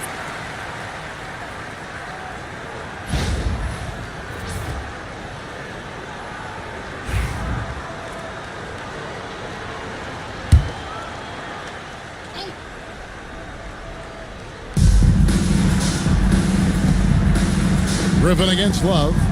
Pass to McGrady. Griffin sets the screen for McGrady. Just 5 to shoot. A slight rebound advantage for them. One more column in their favor, and it's all adding up. Well, you take a look at all of the stats, the team stats, that is, and that's one of the many areas that they've had the advantage. As a result, they've got a big lead. With a short break in the action, gives us a chance now to send it over to David Aldridge. Hey, Kevin, this summer we saw the NBA break up its draft into 2 days. The next idea, a bigger break between the draft and the start of free agency. The common thread is giving front offices more time to strategize around these highly consequential decision periods, the NBA calendar. Kevin?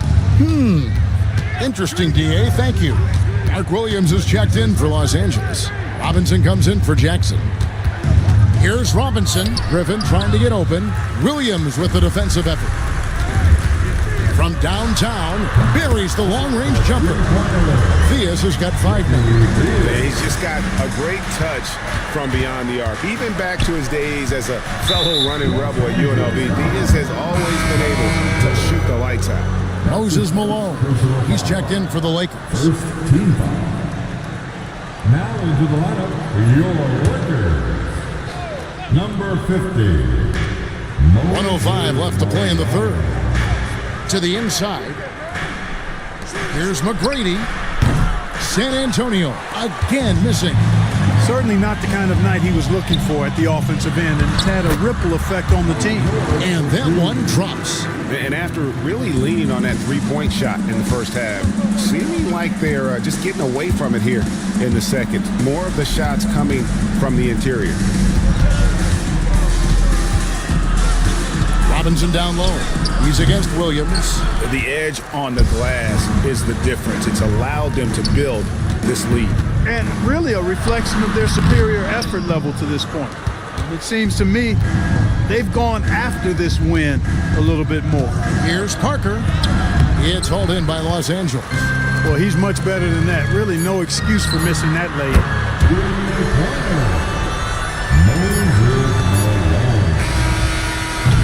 And at the end of the third quarter, a huge lead in this one may already have been decided. Lakers ahead, just dominating this one. 2K Sports, back in a moment here in Los Angeles.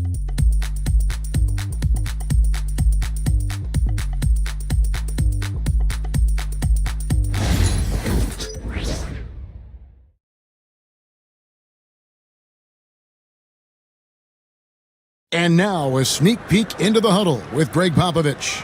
Let's play even smarter and make sure we play harder than them. Let's go. Let's go. 1, 2, 3. Mentally, physically, Greg Popovich wants each guy to try and elevate his game. Yeah, a lot of that starts on the defensive end. That's where the tone is set. It literally ripples through everything else they do. And as we head into the fourth, we'll see if there's a comeback in the works or if it's more of the same from the first 3 quarters. So with Aldridge sitting on the bench, here's how the floor looks for Greg Popovich. Parker out there with Tracy McGrady. Then it's Griffin. Then it's Weber. And it's Robinson.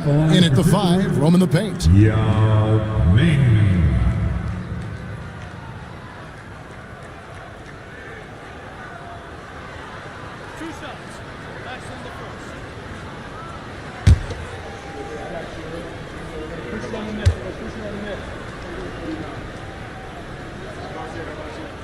First free throw is good. Now for over a decade, Clark, we've been in the player empowerment era. And it's generally been, I think, a positive for the NBA. Yeah, I can't agree with you more in that regard. The players are the drivers of the league. They're the personalities. They're the visibility. They're the doers, the talented performers of a league that entertains globally.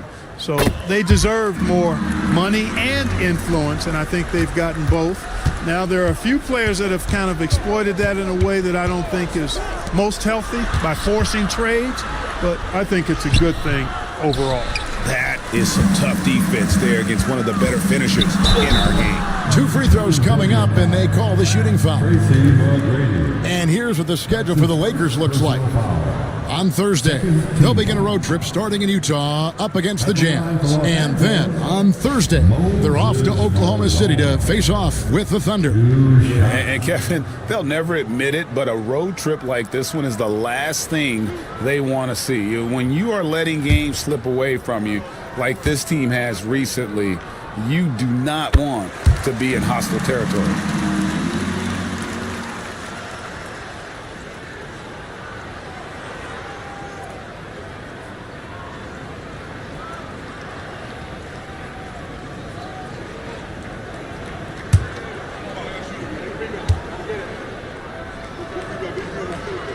And both free throws good for Malone. And if they continue, Kevin, their outstanding free throw shooting, that'll help them seal the deal. Yeah, they've not missed a single foul shot this half, and that's taking care of business, fellas. Back to McGrady. And it's good on the assist by Parker. Parker's got 6 assists now in the game. You know, this has been a totally different half for him. He definitely looks more comfortable now, guys. Yao with a screen on Griffin. Here's Malone. The kick out to Irving. Bobbed up there for Robinson. Stolen by Weber. Griffin down low. He's covered by Malone. And it's out of bounds to the Spurs as San Antonio retains possession. You gotta love strong defense, especially when it comes in the form of harsh rejections. Wow. And a block like that sends a message. One that says we're not giving up this lead. We've gone about a minute and a half into the fourth quarter. Back to Robinson. Here's Griffin.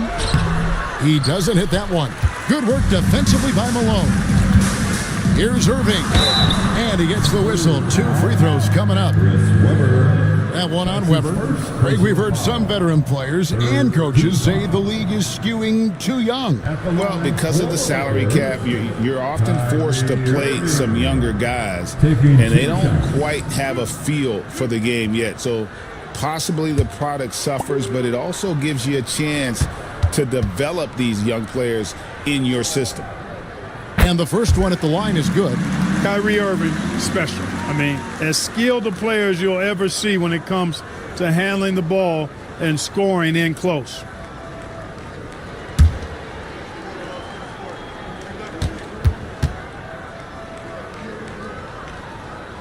Both free throws good for Irving.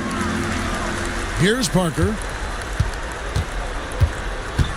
They could use a big shot here to get this offense going. Too many empty possessions. Right now, they need a basket. Weber kicks to McGrady. Just 5 on the clock. There's the triple. It's hauled in by Malone. Malone's got 7 rebounds in the game. Here's Yao, and he takes it in for the layup off a very nice feed. Yao's got 4 this quarter. They're doing a really good job of getting the ball inside and attacking the paint. That's an area they have completely dominated. Well, once they recognized the advantage they had inside, it made a lot of sense just to continue to attack that area. And we'll get a look at how the Hustle Stat game has been going for the Lakers. They have been a wrecking ball defensively, coming up with steals, being active with their hands, and just doing a terrific job of disrupting the rhythm. The shooting's been great, but also how about the energy level? That's what's impressed me the most. They've been getting it up and down in transition, and that takes effort. Looking at who's out there now for the Lakers. Kevin Love's checked in for Yao. Zion Williamson comes in for Robinson. And it's Jackson in for Kyrie Irving. That free throw good from George. And it seems a new era is upon us, GA. A lot of young stars and young teams vying for the status of household names. Kevin, the casual fans might have to update their frame of reference, right? Especially since a lot of these new stars are playing in smaller markets. Wow, he is lighting it up here in the second half. Inside, Klingon, and it goes down 2 points. Man, what a pass that was there. He really, really relishes making the game easier for his teammates. Love with the screen from Malone. Driving to the basket, and it's denied. It's going to be out of bounds. Los Angeles will retain possession. And the Lakers making a change here. Your Lakers, number 4, Reggie Theus. On defense, San Antonio. Love with the screen on Walker. 4 on the clock. And Kevin Love gets the 3. Really in a good position thanks to the accuracy from beyond. Yeah, you got that right. I mean, you got it real right. They are lighting it up from beyond the arc this half. Here's Aldridge. The shot's good on the assist by Walker. Aldridge has got his first 2 points. And guys, if you let Aldridge get inside with the ball, you've already lost. I mean, he's too big, too strong, too skilled. Malone, no luck. For San Antonio, they've gone 3 of 8 here in the fourth quarter. And the basket by Johnson. One of the reasons they're behind is because we haven't seen enough of that. He needs to become a bigger part of the offense. Malone outside for the 3. Walker with the rebound. And close to making the defense pay for the lax coverage that time. Yes, that goes in. And a capable scorer from anywhere on the floor. You give Walker those kinds of looks, and he's going to make you pay. Love with the screen for Malone. Goes up on the high post. And again, no good by the Lakers. And you don't want to give up that kind of look too often. Johnson, and he drops it in from the low post. And all of a sudden, things finally coming together for them. The deficit's still large, but now not insurmountable. That kind of deficit, I think they're going about it the right way. I mean, they've got to get aggressive on defense. They need stops. And then you got to take care of the basketball at the other end so you get a good shot every trip. As you expect, Zion getting forceful and dominant inside. Pass to Klingon. Jackson against Jackson. Outside, Walker. And the call on the shot that sends him to the line. And Clark, if you look at the NBA's draft combine, prospects now required to participate in drills and in other testing to be eligible for selection. I like that, Kevin. I really do. I mean, it's part of being a professional. You can't just opt out of things because your agent says you should or you don't feel like it. This is a professional business, so there should be some standards and accountability. And I think it goes hand in hand with the push for parity. It ensures equal access to the information that will enable all teams to make informed decisions on draft day. So I like it. I really do. Looking at who's out there now for the Lakers. Mark Williams comes in for Jackson, and Paul George is subbed in for Williamson. Kemba Walker hits them both. And, you know, the pure combination of speed and confidence makes Walker a great talent. He feels like he can go toe-to-toe against anybody and never backs up. Here's George. Got a piece of it. And here comes Walker, leading the fast break. Griffin can't get it to go in. LA's gone 1 of 3 from outside the arc since we've reached the fourth quarter. Griffin with the steal. Pass to Klingon, and he uses the glass on the layup. Not much resistance from the defense. Easy play that time for him. And here's Malone. He'll bring it up for the Lakers. Love with the screen on McGrady. Here's Malone. The rebound by the Spurs. Klingon's got 4 rebounds in this game. And as we head to the final buzzer here, a crushing blowout, big-time dominance, and this will go in the record books as a gaudy win for Los Angeles. And as one-sided as it gets today, you know, there were some dominant moments in about every facet of this game for that team. Yeah, I mean, Kevin, it's hard to think of what didn't go right for them. Game planning by the coaches, execution by the players, everything was just on target. And during the long NBA season, each contest important here tonight. Tonight's win will give them 4 on the season. The one player that really stands out, of course, in this one, it was a dazzling game for Moses Malone. There wasn't much they could do to slow him down as he was converting every good chance he got. And the Spurs with possession. They're on a 19-7 run. Smart, accurate passes, Greg, are really paying off for them at the moment. And also good off-ball movement. Everyone is paying attention and looking to create the best shot for the team. Malone drives in over McGrady. Malone can't hit.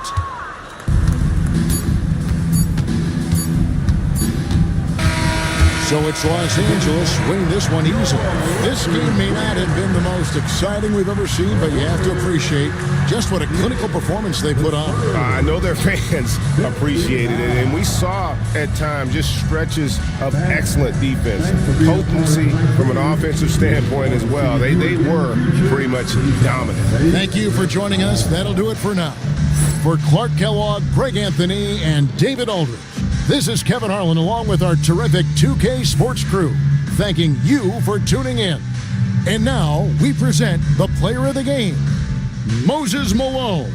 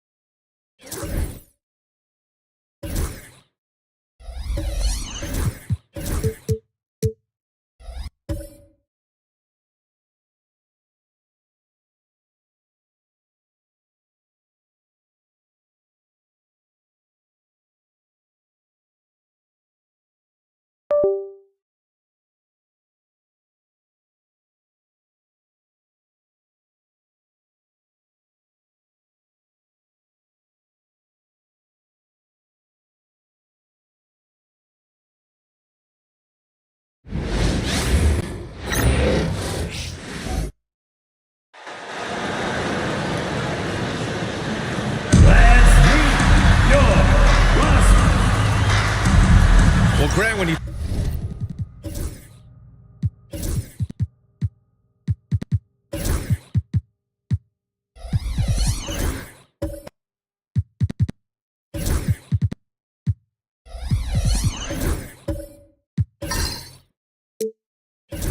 take a look at this matchup. Both these teams feature an impressive backcourt. No question, BA. And I get the sense that bragging rights are on the line here. Everything you can do, I can do better. Expect some exciting back-and-forth action in this one. Now a look at Vancouver's starting lineup.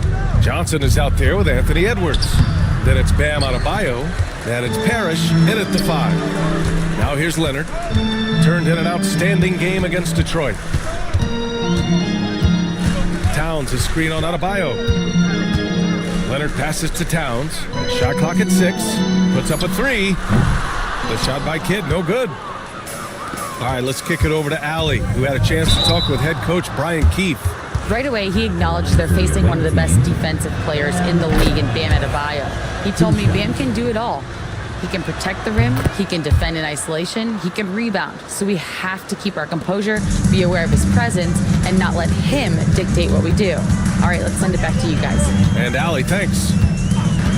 Now here's Towns. Pass to Allen. Over Edwards. Rebounded by Johnson. Practically a block. Good, strong challenge. Yeah, altering the shot just as long as there's a miss, that kind of energy not wasted. Here's Johnson. His last outing, he had 20. Adebayo sets a screen. Back to Edwards. Launches it. And that one fall for him. He's 0 for 2. And he almost made them regret defending him so loosely. That one drops for him. And setting the tempo with an assertive move. Like, where was the defense on that play? Yeah, APB sent out to try to find out where the defense is. Inexcusable. Now here's Edwards. To the middle. And there's a 3-second violation. 3 seconds.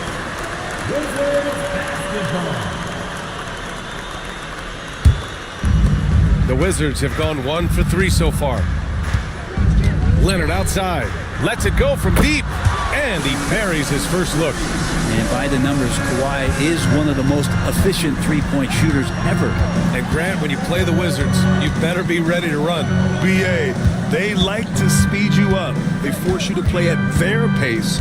And on the flip side, that gives you open floor opportunities as well.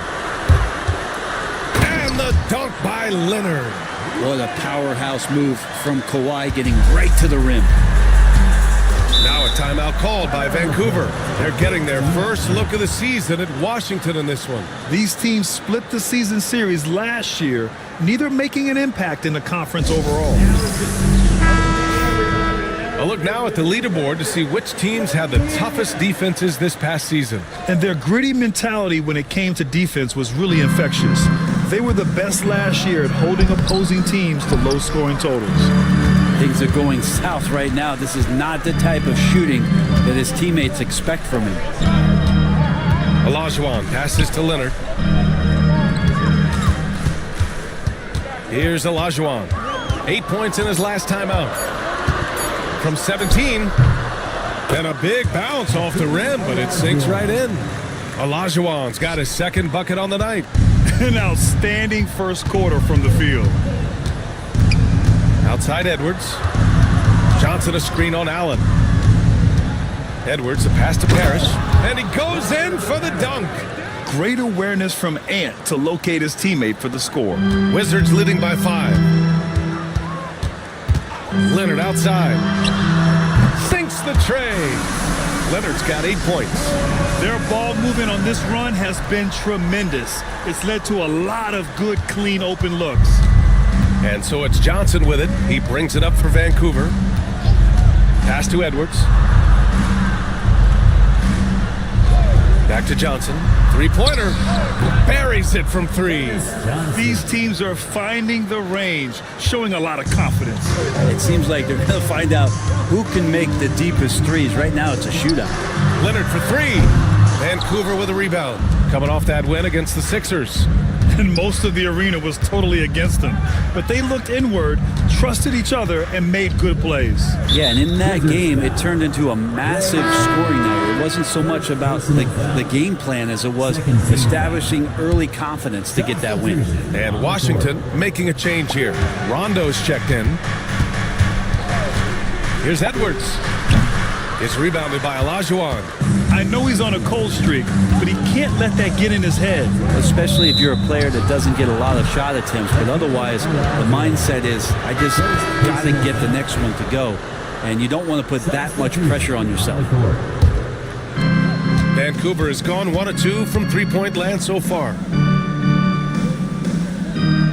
Willis, the pass to Holiday. Here's Willis. Pass to Johnson. Now Holiday goes up on the wing, misses off the right iron. Back to Rondo. Here's Towns. Wide open. Washington again can't hit. Yeah, that miss might stick with him for a little while. That's kind of a shoot-around jumper if I've ever seen one. Offensively, Karl Anthony Towns is one of the most well-rounded big men in the league, Grant. Yeah, maybe in league history, B.A. He's an elite three-point shooter, post scorer, and his passing is severely underrated. Vancouver calls timeout. With the All-Star break just around the corner, Brent, which event are you most excited for? Well, I get fired up about the three-point contest. I think it's the most exciting thing that happens over the course of the All-Star weekend. And we know how much talk there has been about adjusting the game and some of the other competitions that go on. But I love the three-point shootout, B.A. I do have a dunk trophy at home that would say otherwise, but it's the three ball. Avdia, he's checked in for Karl Anthony Towns. He's a producer. It's part of their plan to get him as many touches as possible. Pass to Sloan. Now here's Rondo. To the paint. Avdia outside. This one for three. Gets his second attempt to go. Now he's 1 for 2. You can see the work that Avdia has put into that three-point shot. Outside Holiday. There's 1:12 left in the opening quarter. Into the lane. Jarman's shot is good. Great timing and coordination. Lays it in coming off that pick. Rondo passes to Avdia. Here's Sloan. He's covered by Holiday. To the inside. Howard down after the assist led him to the lane. Well, Rondo's IQ is something we talk about a lot. Just picking apart the defense right now out of these screen and roll sets. Here's Willis. No made baskets yet. Johnson inside. Leonard's there. The shot by Johnson, no good. I love how they've attacked the boards here in the first quarter. Pass to Avdia. Leonard looking around.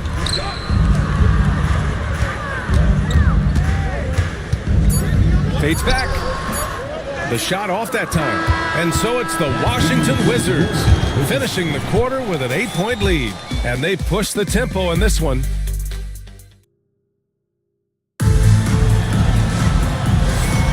And for those of you just tuning in, second quarter action is where we are.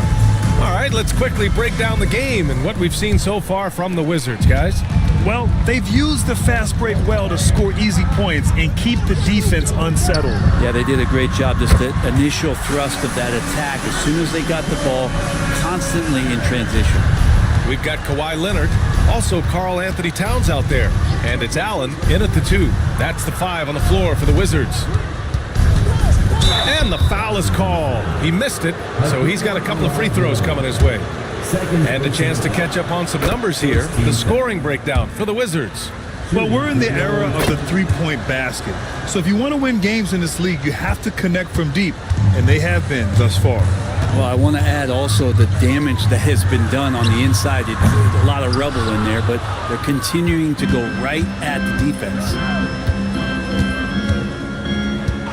Outside Edwards. Back to Johnson. Pass to Adebayo. And here's Edwards outside. Good! And the assist goes to Adebayo. Edwards has gotten himself going with a triple, his first basket of the game. Kidd, the pass to Olajuwon. Towns outside.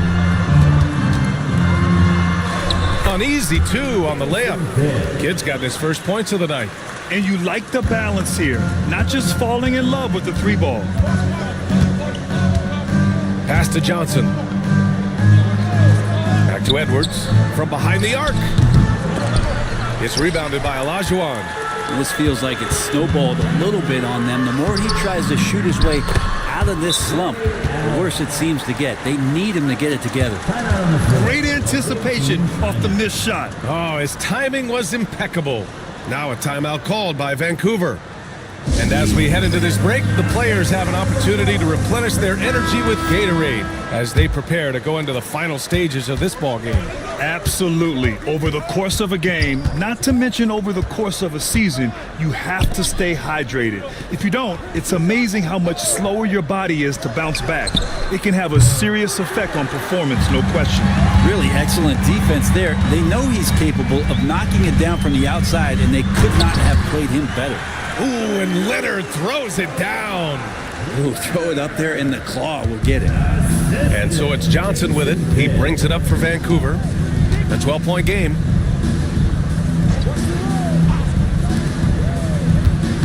Got a piece of it. And they're on the run. Here's Leonard. Leonard gets there for the fast break finish. Yeah, get your popcorn out. We've seen this movie before. Kawhi not letting up now on the offensive end. Gives us a chance to catch up with Allie LaForce. Hey, Brian. Well, in today's high-scoring NBA, every position has to be a threat. All-star Donovan Mitchell said, "We're getting away from the point guards who are just floor generals. It's passing and scoring that you're starting to see, and your level of scoring allows you to be a better playmaker. Teams have to respect that." No doubt, Allie. Thank you. Shot clock at 5. Can they get it? Here's Parrish. And he was fouled while in the act of shooting, so he'll take 2 free throws. This is his first trip to the free throw line tonight. No good on that one. Grant, there are such intense rivalries at the college level. Do any of those carry over to the NBA? Oh, BA, they sure do. I was part of some serious college rivalries. There was a lot of trash talk with the guys on the other side. It didn't stop that much after we got to the NBA. And now he's dropped 2 3-pointers in each quarter. Adebayo with it.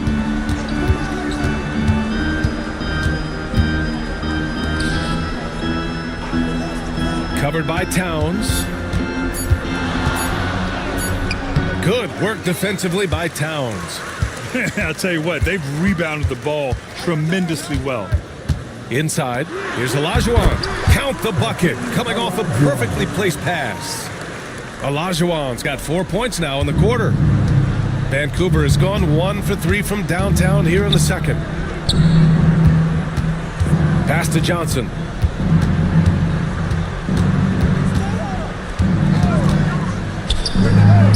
And again, it's Vancouver missing. Well, that's the only way to take him out of his comfort zone from that range. Get right up in the jersey, force him off the spot. He's as surprised as we are. Most nights, that bucket is automatic. Oh, boy. Looks like he was injured there. Yeah, that type of injury is always worrisome. Hopefully, he's okay. Yeah, it reminds you of what's really important. Health, number one. Everything else comes after that.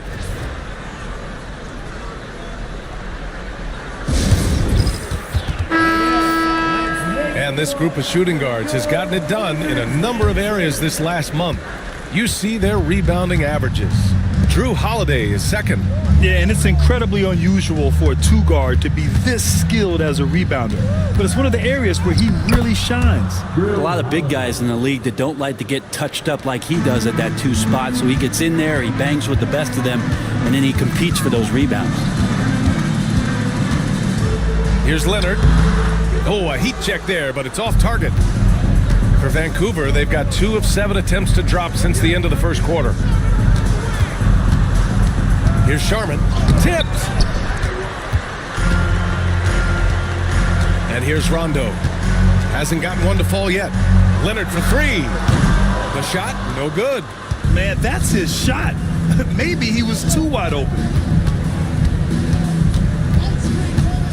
Here's Sharman. Checked by Rondo. And they recover it. Willis, the pass to Holiday.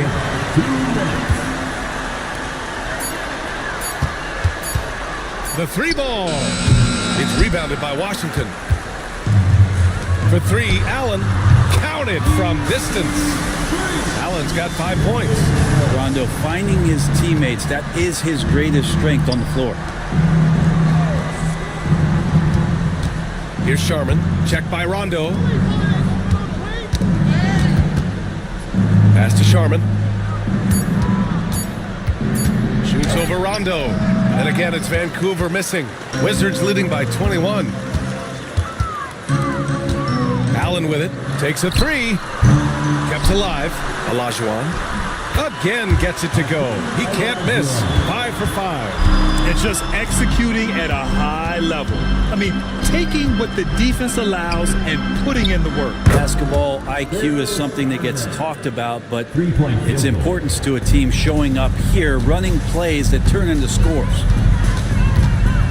Leonard outside. With the floater. The rebound by Willis. Willis has got his 4th rebound in this one. Johnson passes to Willis. And he throws it down. What a terrific lead pass. Not getting old here. Seeing him make that lead pass with perfect timing. Pass to Olajuwon.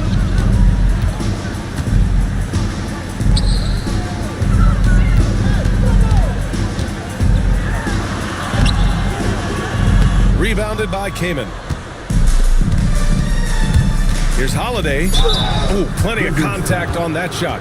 Officials call the foul, and he'll take 2 free throws now. First trip to the free throw line for him in this one. At the line for the away team, Drew Holiday. And he makes a first. Holiday hits them both. It's not luck that he's so steady at the line. It's through repetition and hard work. And so it's Kawhi Leonard making highlights for the Washington Wizards. He put together, all right, good stuff, Allie. And we'll get back to the action at the start of the third quarter. 26.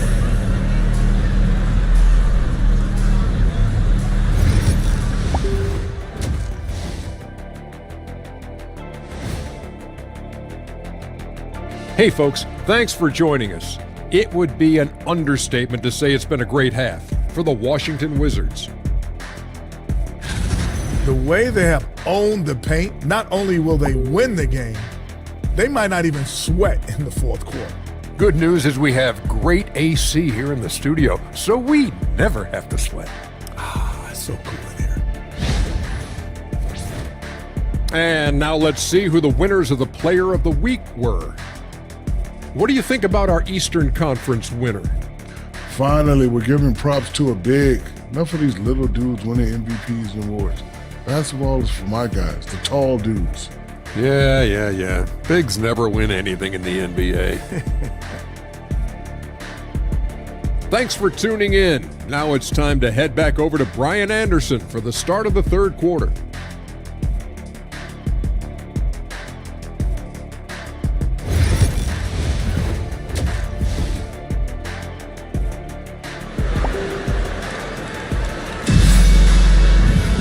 Just about ready for the second half here. A big comeback is needed for this game to be competitive, and it probably has to happen quickly. It's been one outstanding game from Kawhi Leonard. Yeah, he played such a smart first half, maximizing his opportunities offensively. Yeah, I'm thinking back to the first half and wondering, did he take a low percentage shot? Everything efficient. All right, time for an injury report. I chatted briefly with the head athletic trainer for Vancouver. He told me they've diagnosed a hairline fracture of the arm, which they have been able to stabilize. And this team really needs him. They aren't the deepest squad in the NBA, so we'll see how they move forward, Brian. All right, Allie, thank you. Sadly, that's not the news fans were hoping for, guys. Definitely not. Seems like he's got a long, tough road ahead of him. Yeah, and this makes it particularly rough for this team. Other teammates now are going to have to step up, and it seems like it's going to be an extended period of time, so not easy to do. On the court right now for the Ravens, we've got Anthony Edwards, and it's Sharman in at point. And this is a nice outburst on the scoring end for Kawhi. He's been looking for his shot and connecting each trip down. Covered by Towns. Parrish, the pass to Sharman.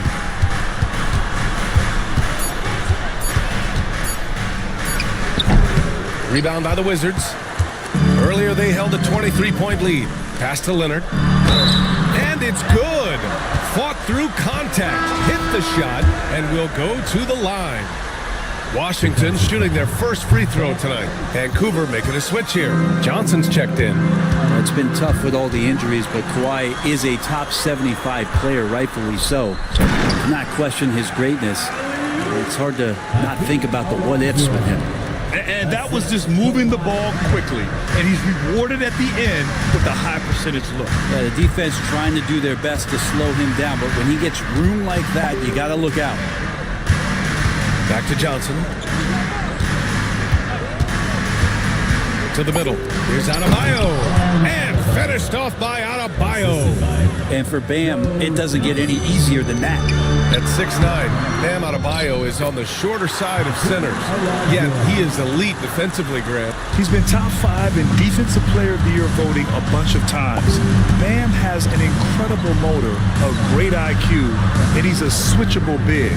That's huge in today's game. Edwards can't hit. He is just so deadly from out there. You expect that to fall. Oh, and he got fouled on his way up.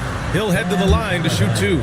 Washington shooting their second and third free throws tonight. First one falls for him. Holiday's checked in for Johnson. For the Wizards, Jason Kidd taking 2 shots. No good on the second free throw. And Grant, while we want the officials to get it right, I'm sure the league would like to shorten that time officials are at the table. Tell me about it. You wonder if a time limit should be instituted. If they can't figure it out after a minute or so, just go with how it was called on the floor. Here's Holiday. It's tipped. And he gets it back. The ball's knocked loose. And the Wizards on the break. Leonard usually has humble assist numbers, but that doesn't mean he's not going to keep his eyes open. Just over 3.5 minutes through the third. Holiday looking for an opening.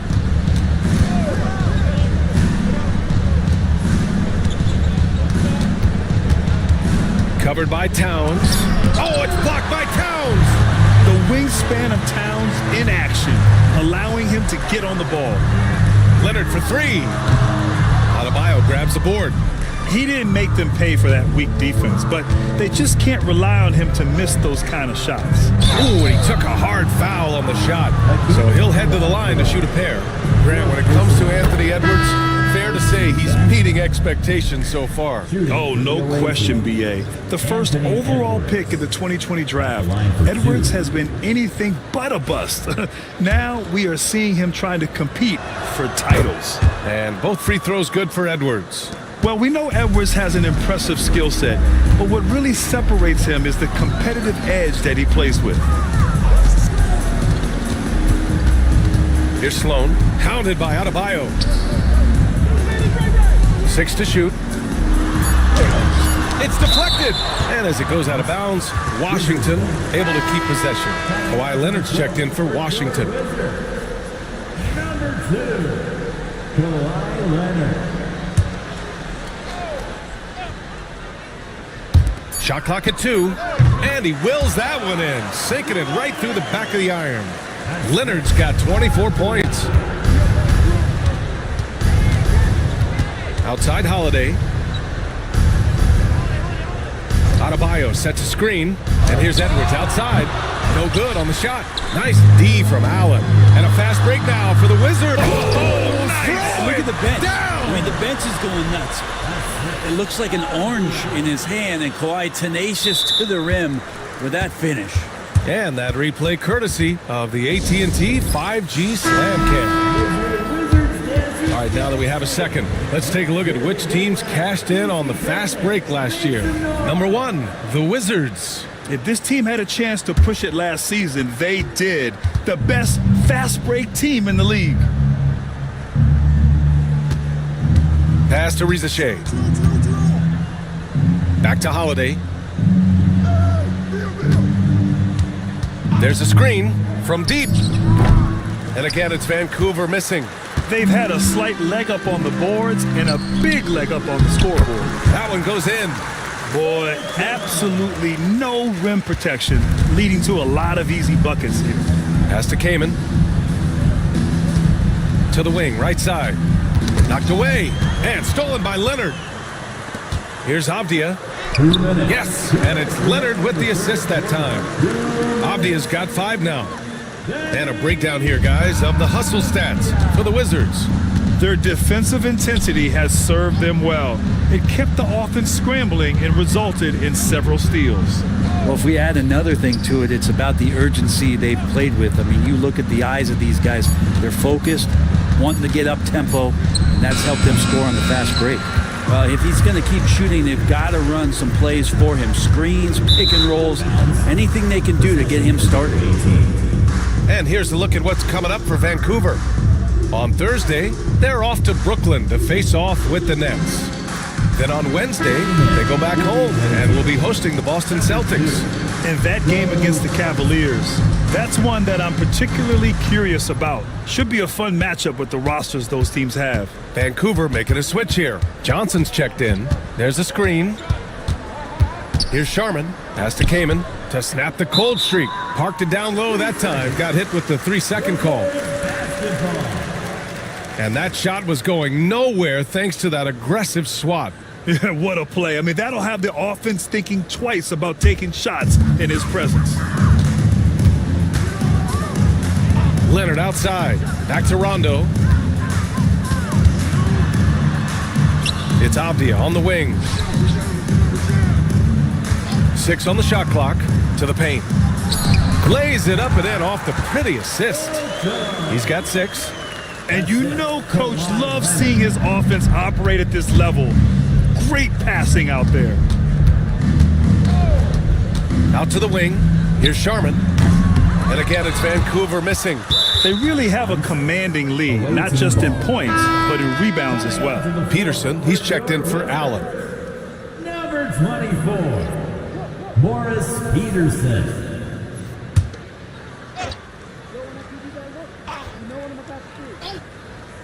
Vancouver has got nothing to fall from outside in this third quarter. Back to Johnson. The 3 from Rizachet. The shot won't fall.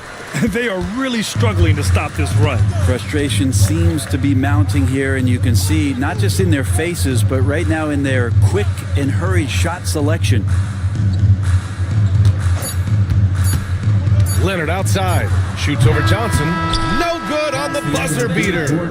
And so it's the Washington Wizards building a mountain of a lead, up 31 points. And a moment now as we take a look at our State Farm assist of the game.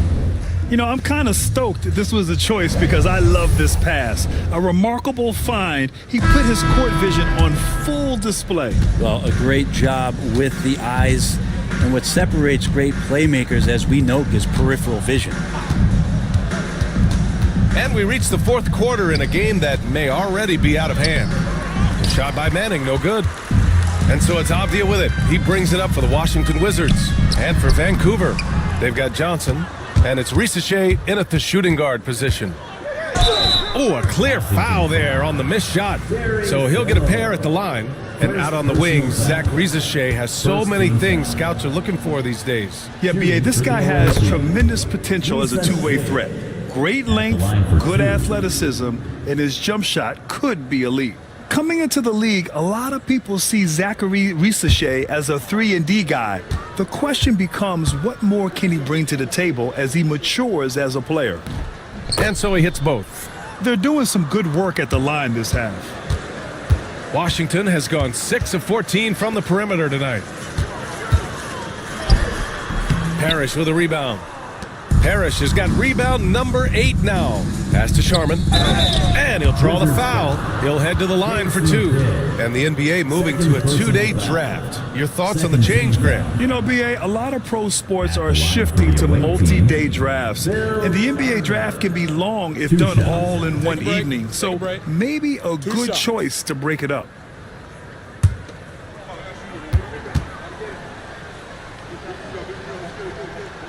First free throw is good.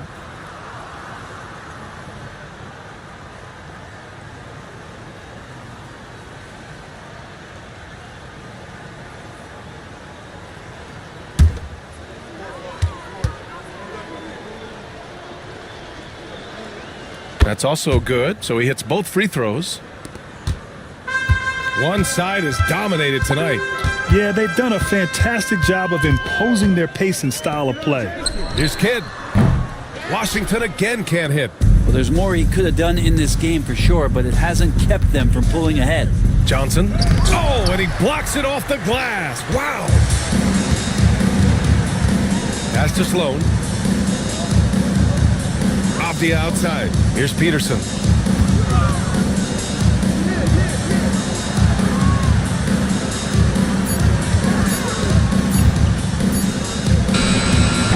The Wizards with another miss. Oh, can't punish the defense for leaving him open that time. That's a frustrating miss for a really steady jump shooter. Pass to Sharman. The 3 is up. Second shot opportunity. Oh, it's blocked. It deflects off the backboard. And they're +5 on the boards after that rebound. Offense has been hard to come by so far. A much-needed bucket right there. Yeah, the buckets have been few and far between, and neither team able to get into any sort of offensive rhythm. Here's Manning. And he sinks that one, hitting the back of the rim on the way in. The Wizards have gotten only 1 of 5 to fall here in the 4th. Over 2.5 minutes in the books here in the 4th. Kidd with the bucket. Like a matador. Olay! There was no defense. That has to be one of the easier shots I've seen tonight. Yeah, feels like Christmas right now, just gift wrapping points. Here's Manning. Here's Parrish. Oh, and makes it with the kiss. He seems to be in the right place at the right time more often than anybody that's on the court here tonight. We see that pay off. Here's Kidd. Pass to Peterson. Three-pointer. Drops in the 3. That's been typical of their performance today. They're sharing the ball and creating good shots. Here's Manning. Defended by Abdia. Manning passes to Johnson. Here's Sharman. Intercepted. In transition. Here they come. Kidd with the bucket. Changing ends quickly. Scoring before the defense can set up. They've been doing it all game. Yeah, their energy level's been amazing. Battery bar still full. Hustling and still working hard out there. No way he's going to pass that shot up. The D is way too far back and relaxed in getting out on him. Sloan, the pass to Abdia. Here's Kidd. Fires the 3. And again, it's Washington with a 3. And both teams running long-range plays that are working. Well, both of them looking towards the three-point line. And I like to see that, especially when the results are made buckets. All right, let's check in with Allie LaForce for an injury update on Anthony Edwards. What'd you find out, Allie? Thanks, guys. I just talked with the Ravens' head athletic trainer. The knee did bend backwards, and he confirmed it was hyperextended. Doesn't appear to be any significant ligament damage at this time. Rotations, game plans, and minute distribution will all need to be readjusted while he's out of the lineup. All right, Allie, thanks. Well, we're all hoping he gets healthy quickly, guys. Yes, we do. And these trainers are so good at what they do. Hopefully, they'll be able to get him back on the court soon. And Washington making a change here. Leonard's checked in.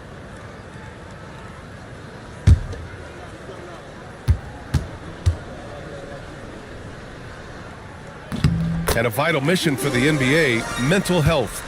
Commissioner Silver has said it's the most important issue for the league. And I applaud Adam for those comments he's made about it. I mean, the season is so difficult. It can really take a toll on your mind. So it's great the league is trying to help players out through this. And Washington making a change here. Towns is checked in. Coming on onto the floor for your Wizards, number 43, Carl Anthony. Here's Sharman. 5 on the clock. From deep, and it's going to be a 24-second violation. They turn it over. And now it's time to take another view of that huge swat. Amazing indeed. And getting stops like that only encourages them to keep attacking on the offensive end.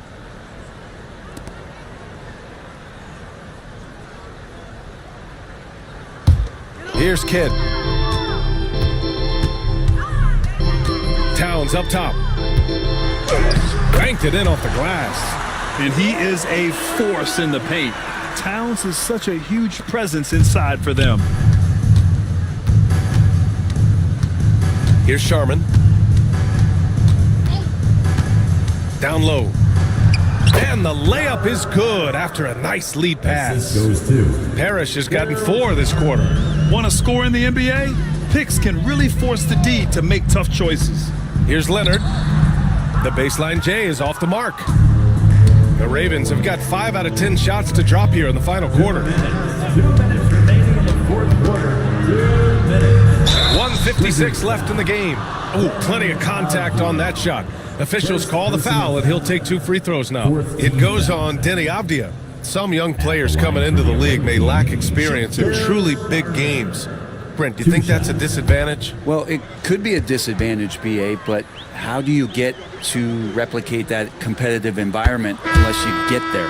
And so with every experience, young guys typically who want to achieve greatness, embrace some of those biggest moments, watch and learn, and that's where you grow the most. Holiday's checked in for Vancouver.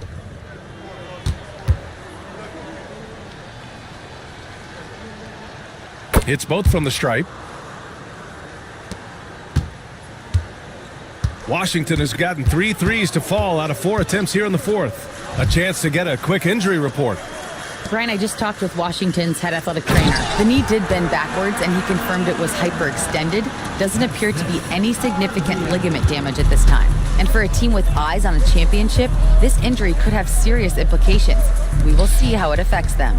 All right, that's good intel. We've definitely been thinking of him, and now we have some more clarity, guys. Yeah, they now have all the information they need in order to determine the next steps. Everybody wishing the best for him. We all know how badly he wants to be out there playing alongside his teammates and competing. And you can see how scary this team can be when everything is clicking for them. Just a terrific performance for the Wizards. And everything seemed to go their way today. They were firing on all cylinders, Grant. Yeah, B.A., this was the kind of performance you relish as a player. Just a very impressive win. And this will give them their 7th win of the year.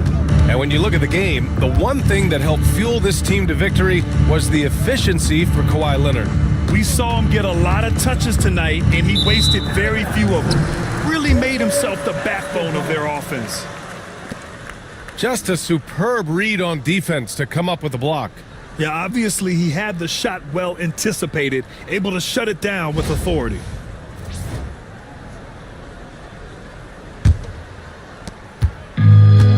This is why you want ball movement and player movement. And that's made it hard for the defense to key in on any one individual. Leonard passes to Avdia. Oh, and there's the whistle on the shot. So 2 free throws for him coming up. First personal foul. A willingness to play physical, Avdia not holding back. At the line for 2, Denny Avdia.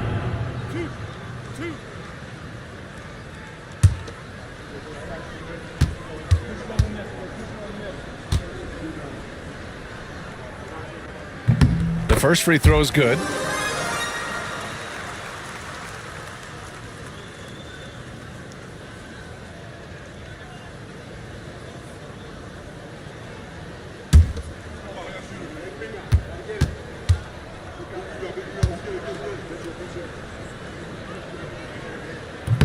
And that's good as he hits both shots. There's 21 seconds left in the final quarter. Here's Sharman. They set a pick. Inside. Avdia pulls it in. Here's Kidd. we see the Wizards taking the W here. Well, this might not have been the most competitive game we've ever seen, but you've got to appreciate their masterful performance. And I'm sure their fans appreciated it too. We saw the outstanding defense and a loaded offensive effort. They were just dominant out there. Well, now a minute to check in with Allie LaForce. She's courtside. Hey, Allie. All right, I'm with Karl Anthony Towns. Karl, congratulations on the victory. What was key in getting the win here tonight? We played like we wanted it more. We came out here and we just did a lot of great defensive stops. It wasn't offensive. It was more defensively. We did a great job. We got those 50-50 balls, put us in a nice position. We can see and feel that desperation. Congrats on the win. Thanks, Allie. Great interview once again. And that about wraps it up. For Allie LaForce, Grant Hill, and Brent Barry, this is Brian Anderson thanking you for watching tonight's game. And now, time for our player of the game, Kawhi Leonard.